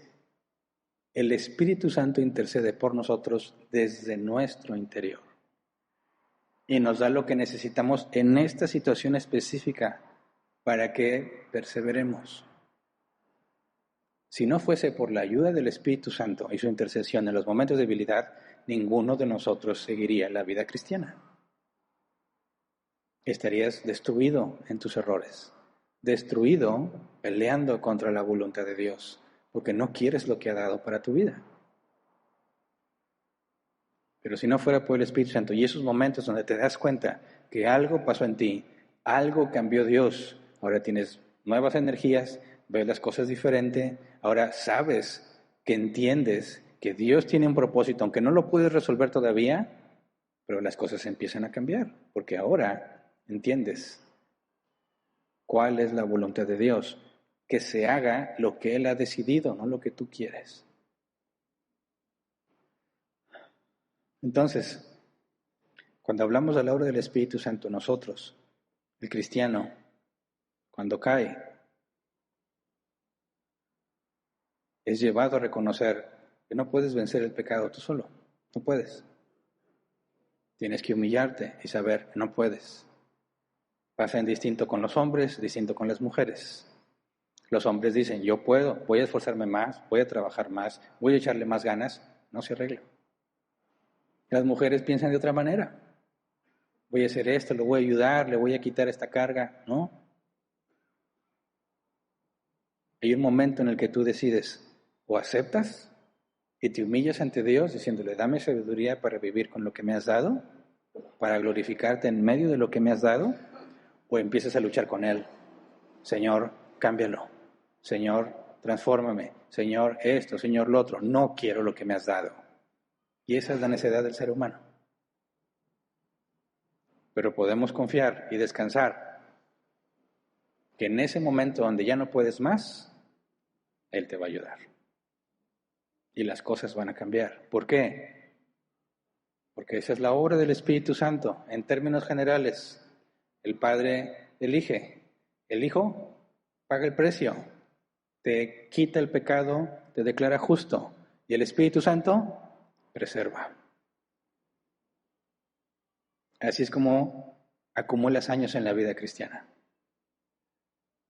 5, 10, 20, 30 años. ¿Por qué? ¿Cómo es que perseveras? ¿Cómo es que sigues? Por la obra del Espíritu Santo en mí. Es a pesar de mí, no gracias a mí. Entonces hay mucho que agradecer. Y esto confunde a muchos cristianos que no profundizan en doctrina, porque dicen, ven, vas a pasar para ministrarte y que el Espíritu Santo te toque.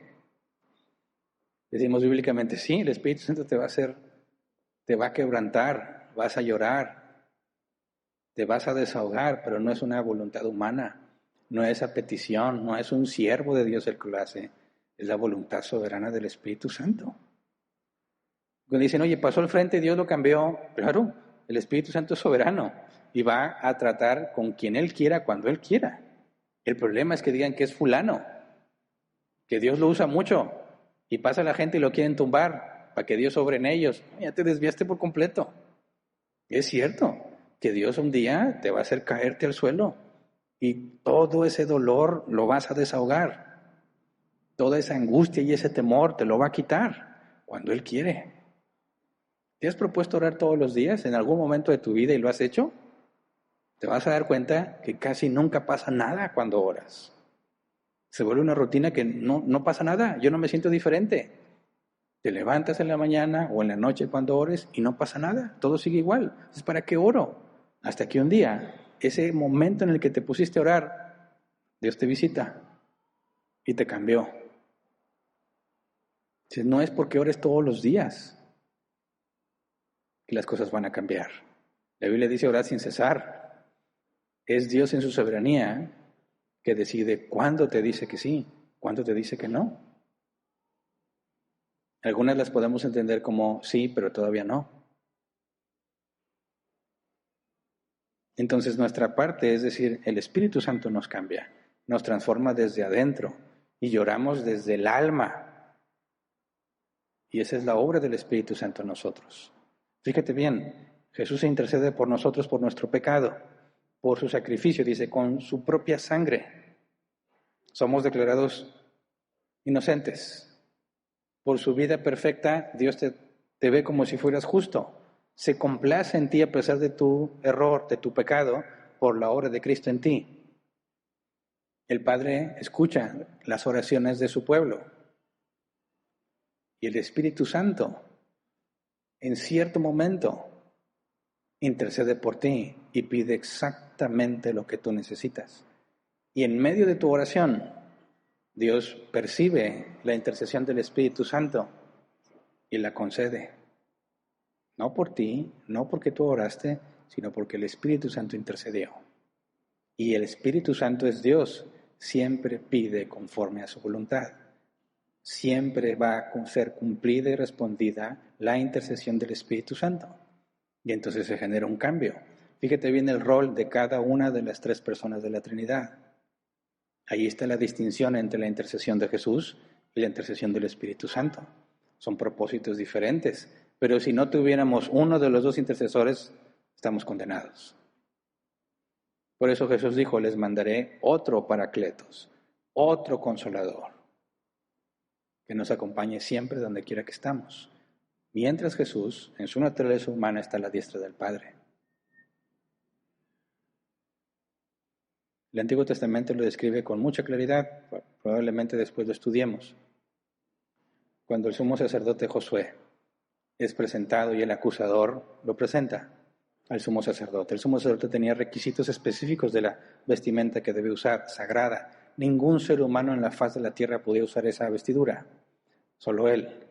Y cuando analizas el original en hebreo, dice que sus ropas estaban sucias. La palabra sucia en hebreo tiene que ver con excremento.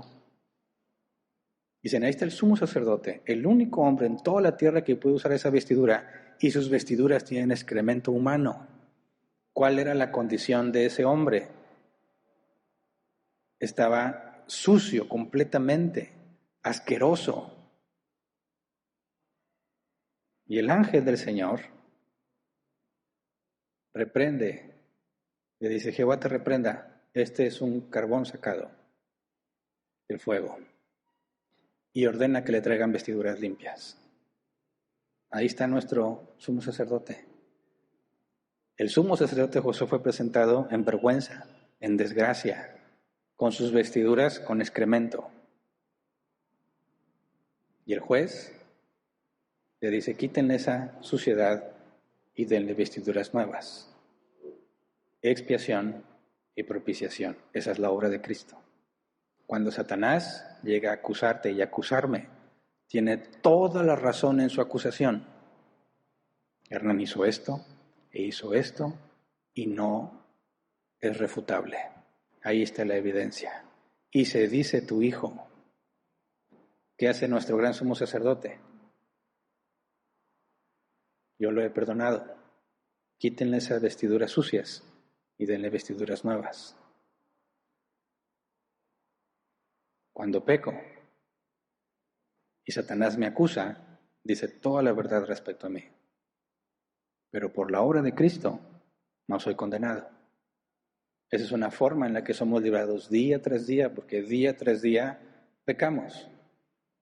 Pero hay situaciones donde ya no sé qué hacer, ya no sé qué pedir, no puedo salir de donde estoy y el Espíritu Santo intercede por mí. Es una intercesión diferente, ¿puedes verlo? Y entonces recibo justo lo que yo necesitaba, porque el Espíritu Santo, que es Dios, es omnisciente y sabe exactamente lo que necesitas. Y no te va a dar el dinero que pensabas que ibas a recibir, ni el trabajo que tú pensabas que iba a tener. Quizás lo único que te va a dar es aceptar la voluntad de Dios. Y eso es más que suficiente para que empieces a avanzar. Así que no se trata de cómo son tus circunstancias externas. Si tienes o no tienes dinero, si tienes o no tienes salud, no se trata de eso. Se trata de aceptar la voluntad de Dios para tu vida y hacer las cosas para glorificarlo sin importar cuán difícil es lo que estás enfrentando. Porque eso está diseñado para hacerte crecer y parecerte cada vez más a Jesús. Por eso, como cristianos, es muy difícil. Debemos estar siempre agradecidos sin importar lo difícil de la situación que estás atravesando. Y eso debería ser luz a los gentiles. Ellos se angustian por lo material. Tú y yo no deberíamos estar angustiados por lo material. De ahí ya estamos muchos mal, ¿verdad? ¿Cuánto nos falta recorrer? Mucho. Así que vamos a ponernos de pie y vamos a orar.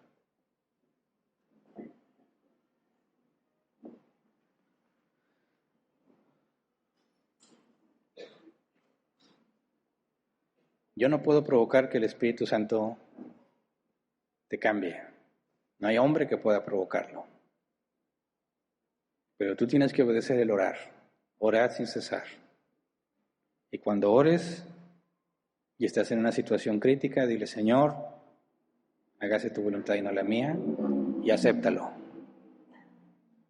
Acéptalo. Esa es la parte que nos corresponde. Es la parte que Dios asignó para nosotros en este momento del tiempo. La Biblia afirma, habrá días buenos y días malos. Ambos vienen de parte de Dios.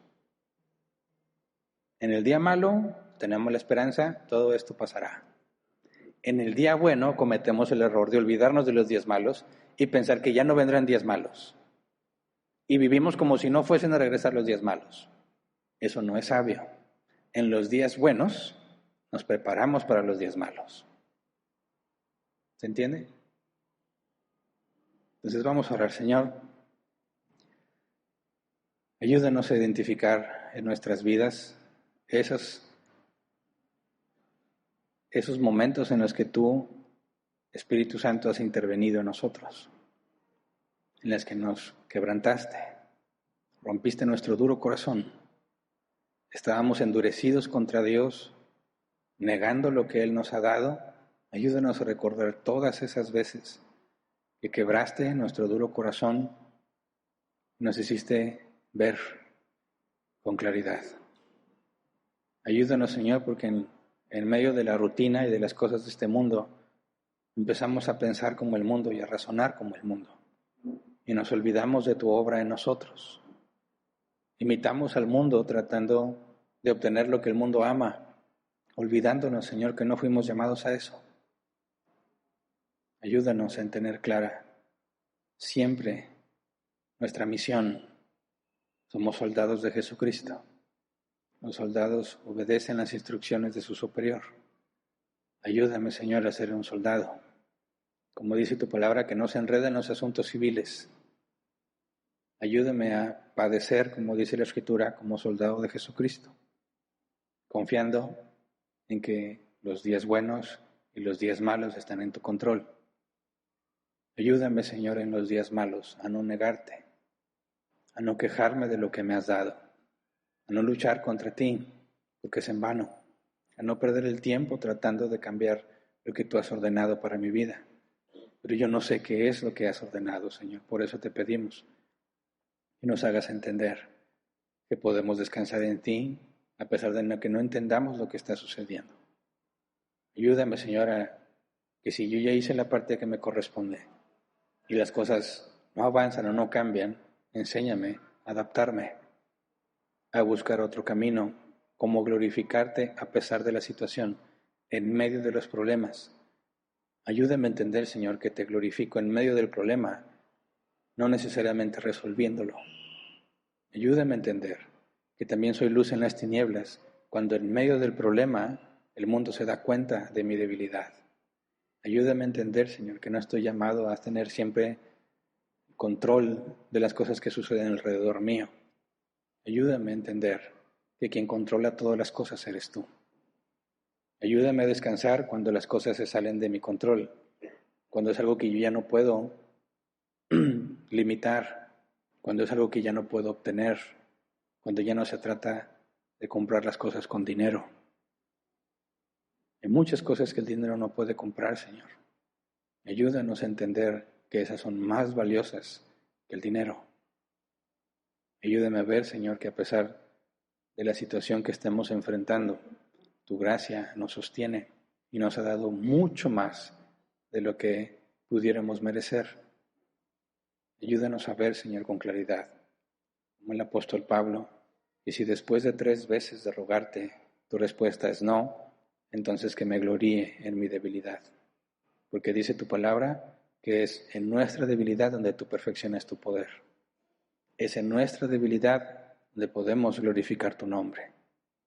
Ayúdanos a salir del error de nuestra cultura, de que los bienes materiales o la cantidad de dinero que tenemos determina si estamos bien o estamos mal.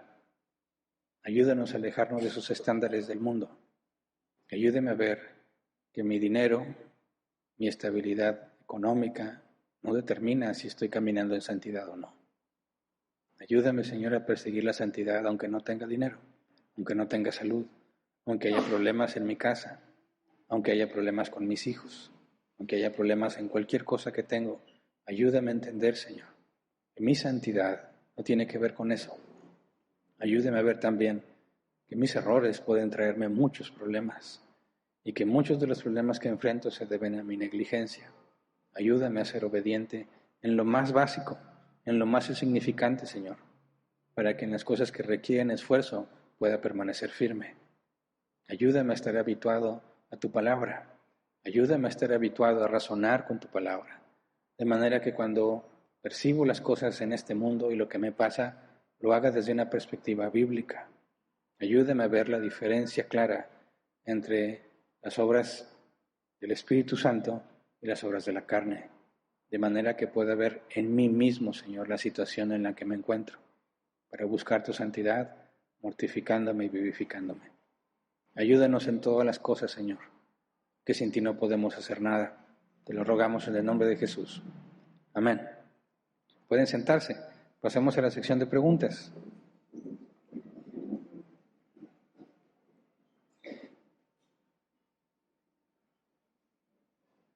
Vamos a ver si hay preguntas. Sí, ya hay algunas.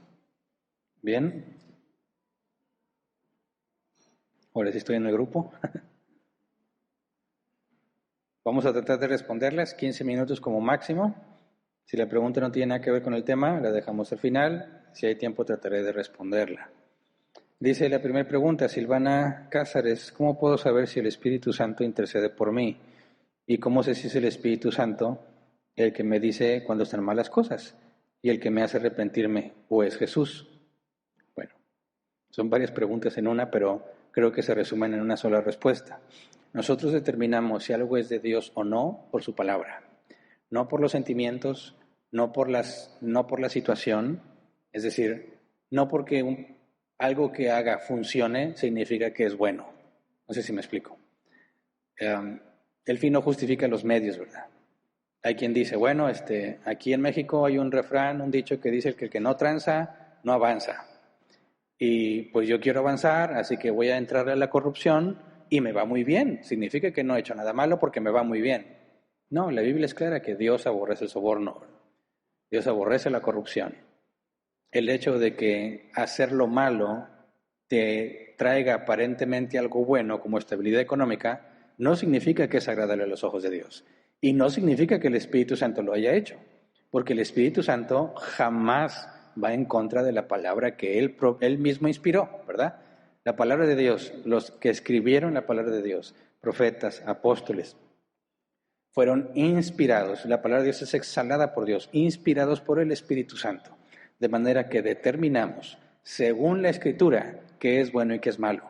¿Qué dice la Biblia y qué es lo que hice? Si lo que hice, aunque me trajo aparentemente buenos resultados y aparentemente resolvió el problema, si eso que hice es contrario a la Escritura, está mal hecho. Aunque me esté yendo bien ahorita, está mal hecho.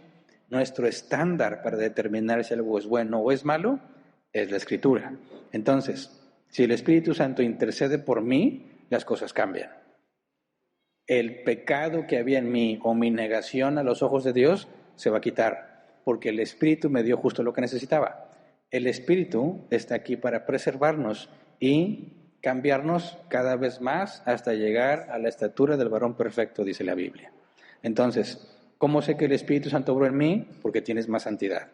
¿Cómo sé si el Espíritu Santo es el que me dice cuando están mal las cosas? Porque la Biblia lo dice. ¿Me explico? El Espíritu Santo jamás te va a decir algo contrario a lo que Él mismo inspiró. El que me hace arrepentirme, dice, ¿es Él o es Jesús? Mira, si hablamos de lo que la Trinidad hace, cada persona de lo que la Trinidad hace, el Espíritu Santo que mora en nosotros, dice, nos guía a todo bueno, a todo lo bueno, nos recuerda, nos persuade de la palabra de Dios, nos ilumina. Es a través del conocimiento de la palabra de Dios que yo sé que estoy mal. Si no conozco la palabra de Dios, lo que yo puedo discernir entre bien y mal es lo más básico que mi conciencia me da. Yo puedo saber que robar está mal aunque no haya leído nunca la Biblia, porque lo deduces con facilidad.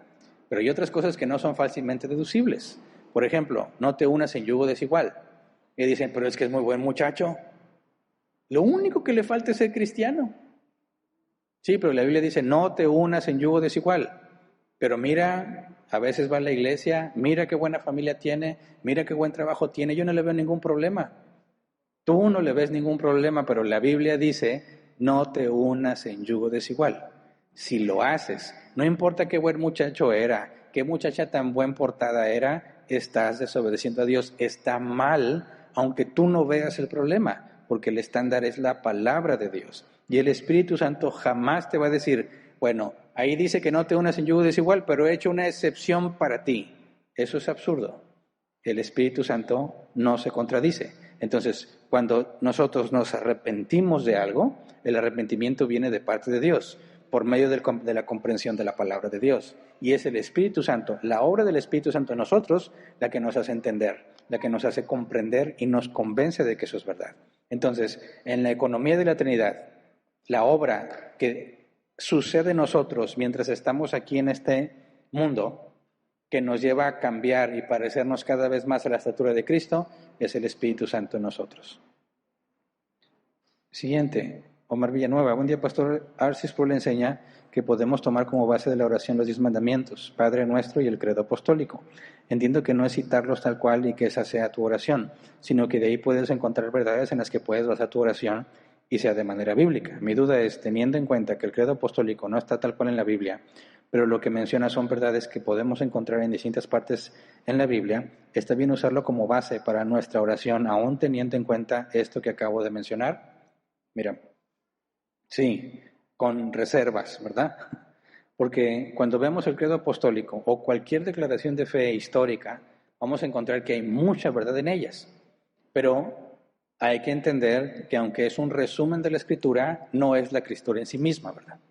Entonces, no se trata de decir, bueno, esto es lo que dice la Biblia, pero yo voy a usar otras herramientas para hacer lo que dice la Biblia. Es decir, cualquier confesión de fe, cualquier credo que se haya estipulado que sea bíblico, decimos, estoy de acuerdo con ese credo o con esa confesión porque la Biblia lo dice.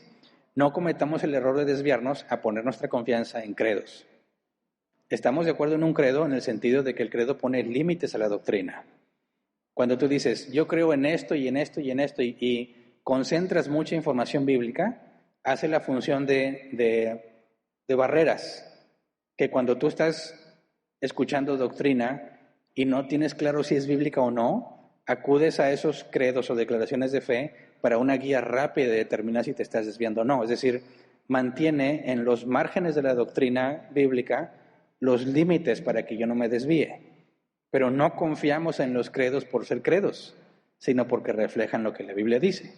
Entonces, si yo encuentro algún resumen que un hombre de Dios haga sobre cierta doctrina que la Biblia enseña, yo digo, estoy de acuerdo con ese resumen porque la Biblia lo dice. Y me puede ser útil para memorizar o para saber cómo proceder en casos de toma de decisiones o de acciones que voy a hacer.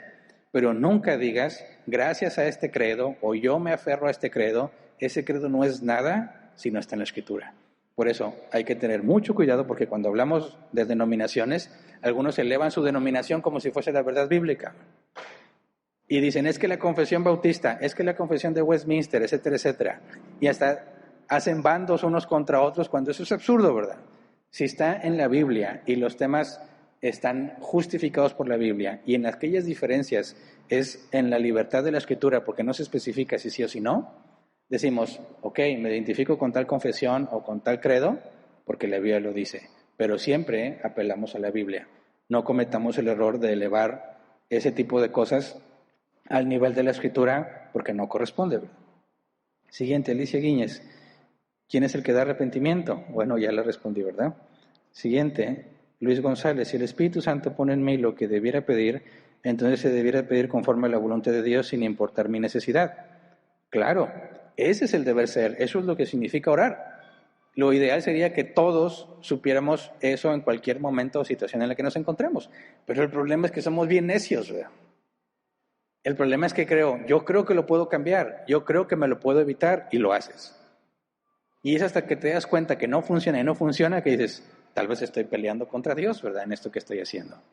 Lo ideal sería que cada que oras tú le dijeras, Señor, no me gusta para nada esto, pero si tú así lo has querido, lo acepto y te agradezco.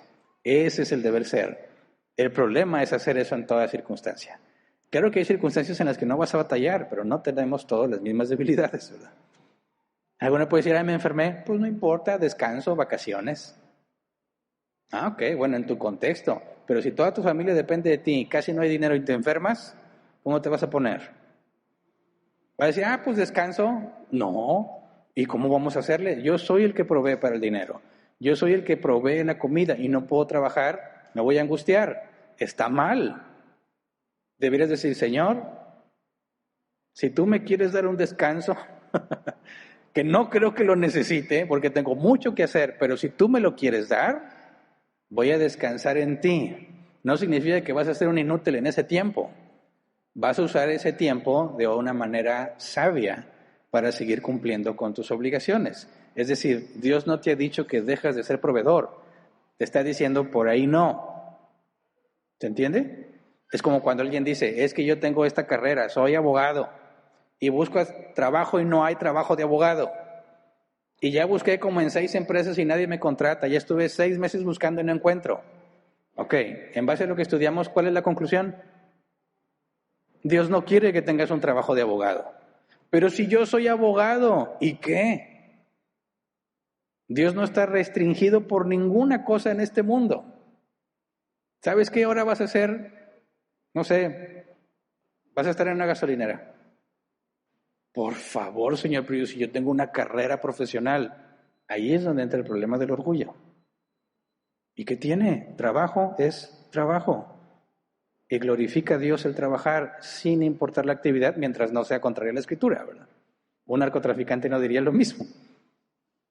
Así que si Dios le plació que ahora no vas a ser abogado, sino que te vas a poner a barrer una banqueta y ese es tu trabajo, le vas a decir, Señor, gracias, porque aunque no entiendo por qué, si esta es tu voluntad, así sea. Y después te vas a dar cuenta por qué. Te puede pasar como a José el soñador. Dios le plació llevarlo a la cárcel injustamente. ¿Para qué? Para que conociera al copero y el copero le hablara a Faraón de él. Y en un momento específico solamente José podía resolver el problema. Pero si no hubiese llegado a la cárcel, no hubiera llegado a ser gobernador de Egipto. ¿Se entiende? José tenía mucha capacidad y sin embargo Dios lo trató como esclavo. Y lo tacharon de abusador de mujeres, injustamente. Y Dios lo permitió para que se convirtiera en un gobernador de Egipto. De la misma manera, nosotros no entendemos cómo es que Dios hace las cosas, pero nos jactamos de tener mejores planes que Dios. Y rechazamos lo que Él ha permitido para nuestras vidas como si tuviéramos una mejor visión de lo que está sucediendo. Por eso, Hay que aprender que cuando nosotros intentamos hacer las cosas y Dios dice no, por ahí no es. Hay que descansar en Él y buscar otros caminos. Siguiente, Daniel Castro. Buenas tardes, pastor. ¿Cómo podemos distinguir o delimitar en el ámbito económico y profesional entre aceptar la voluntad de Dios y no caer en conformismo? De antemano, gracias por la respuesta. Bueno, es un límite a veces muy difícil de detectar, pero yo creo que parte más de la motivación. Es decir, podemos también decir, voy por más, y no es una motivación correcta, ¿verdad? Hay un proverbio, creo que es el último proverbio, que dice, Señor, no me des tanto que me olvide de ti, ni me des tan poco que te avergüence robando. Dame lo necesario. Ese es el parámetro.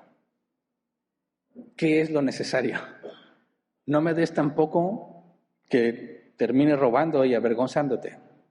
Y no me des tanto que diga, esto lo hizo mi mano y me olvide de ti. Cada uno tendríamos un límite diferente. Hay algunos de nosotros que les das poquito dinero y se les sube la cabeza. Hay otros que no importa que tengan mucho dinero, permanecen humildes. Entonces tú tienes que saber, esto que estoy haciendo, esto que estoy buscando de más, ¿es necesario? ¿O es ya mi deseo de ser alguien, mi deseo de tener, mi deseo de ser más poderoso o ser más influyente o ser más importante? ¿Realmente se necesita? Y al revés, oye, podría tener más, pero no, así quiere Dios que estemos. No, espérate, ¿qué se puede hacer? Estamos llamados a ser administradores, ¿verdad? Hay cosas que se pueden mejorar. ¿Puedo hacer un poco más sin descuidar lo importante? Sí, entonces hazlo, porque fuiste llamado a multiplicar lo que tienes. ¿Se entiende? Entonces, ¿cómo podemos saber con certeza? No hay una regla universal para todos. Va a depender de cada persona en cada situación en la que se encuentre.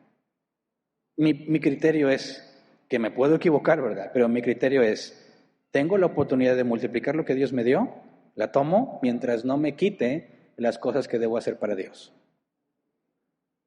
¿Me explico? Oye, me voy a meter a trabajar, pero ya no voy a la iglesia.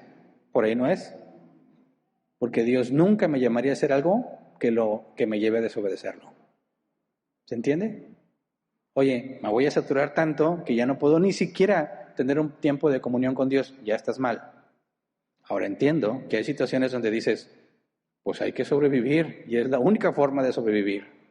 Entonces lo haces y buscas cómo te adaptas a tu comunión con Dios, pero sabes que es algo temporal.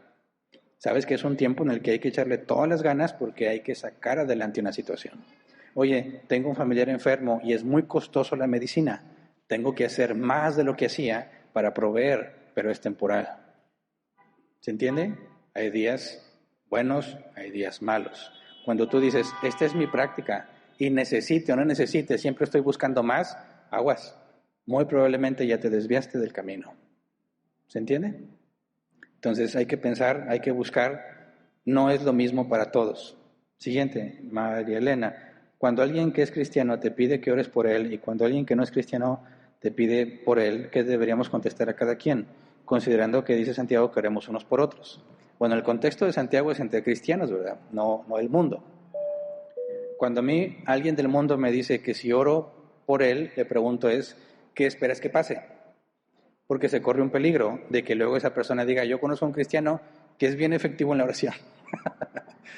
Y los he escuchado, no de mí, de otras personas. Hombre, yo conozco un hermano que es buenísimo en la oración, buenísimo en la intercesión. Juntamos un dinero y lo traemos. Ya te desviaste. ¿Qué es lo que estás esperando que pase cuando ore por ti? Aquí han venido personas a la iglesia y dicen, oye, que tengo muchos problemas en mi matrimonio. Ok, quiero que ores por mí. ¿Y qué es lo que esperas que pase? ¿Que se arreglen mis problemas? No se puede. Una oración que yo haga no va a cambiar tu forma de vivir. No, lo que necesitas no es oración ahorita. Lo que necesitas es arrepentirte de tu pecado. ¿Y sabes lo que me ha pasado sin excepción? Se enojan, se ofenden y se van.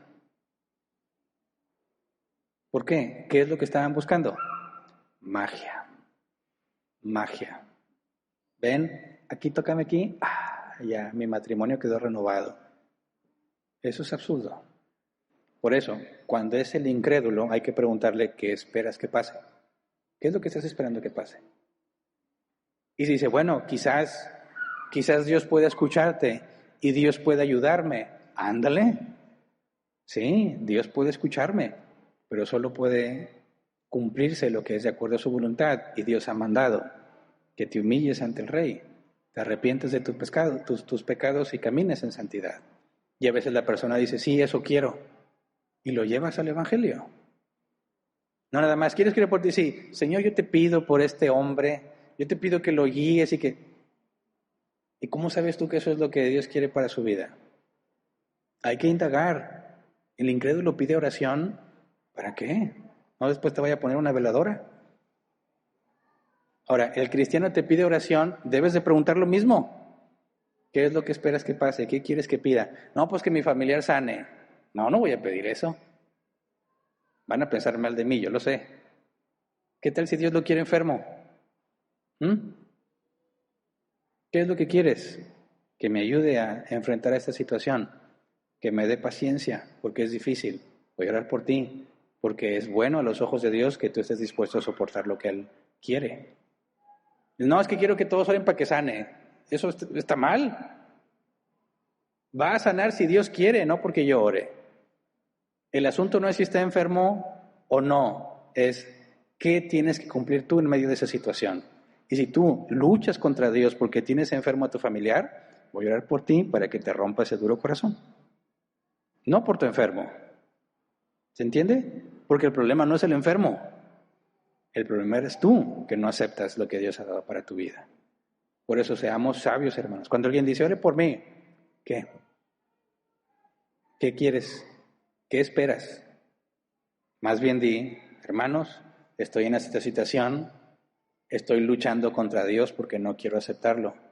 Oren por mí para que acepte la voluntad de Dios. Ándale, ándale. Ahora sí, es exactamente, Señor, obra en su vida. Muéstrale que tú eres sabio.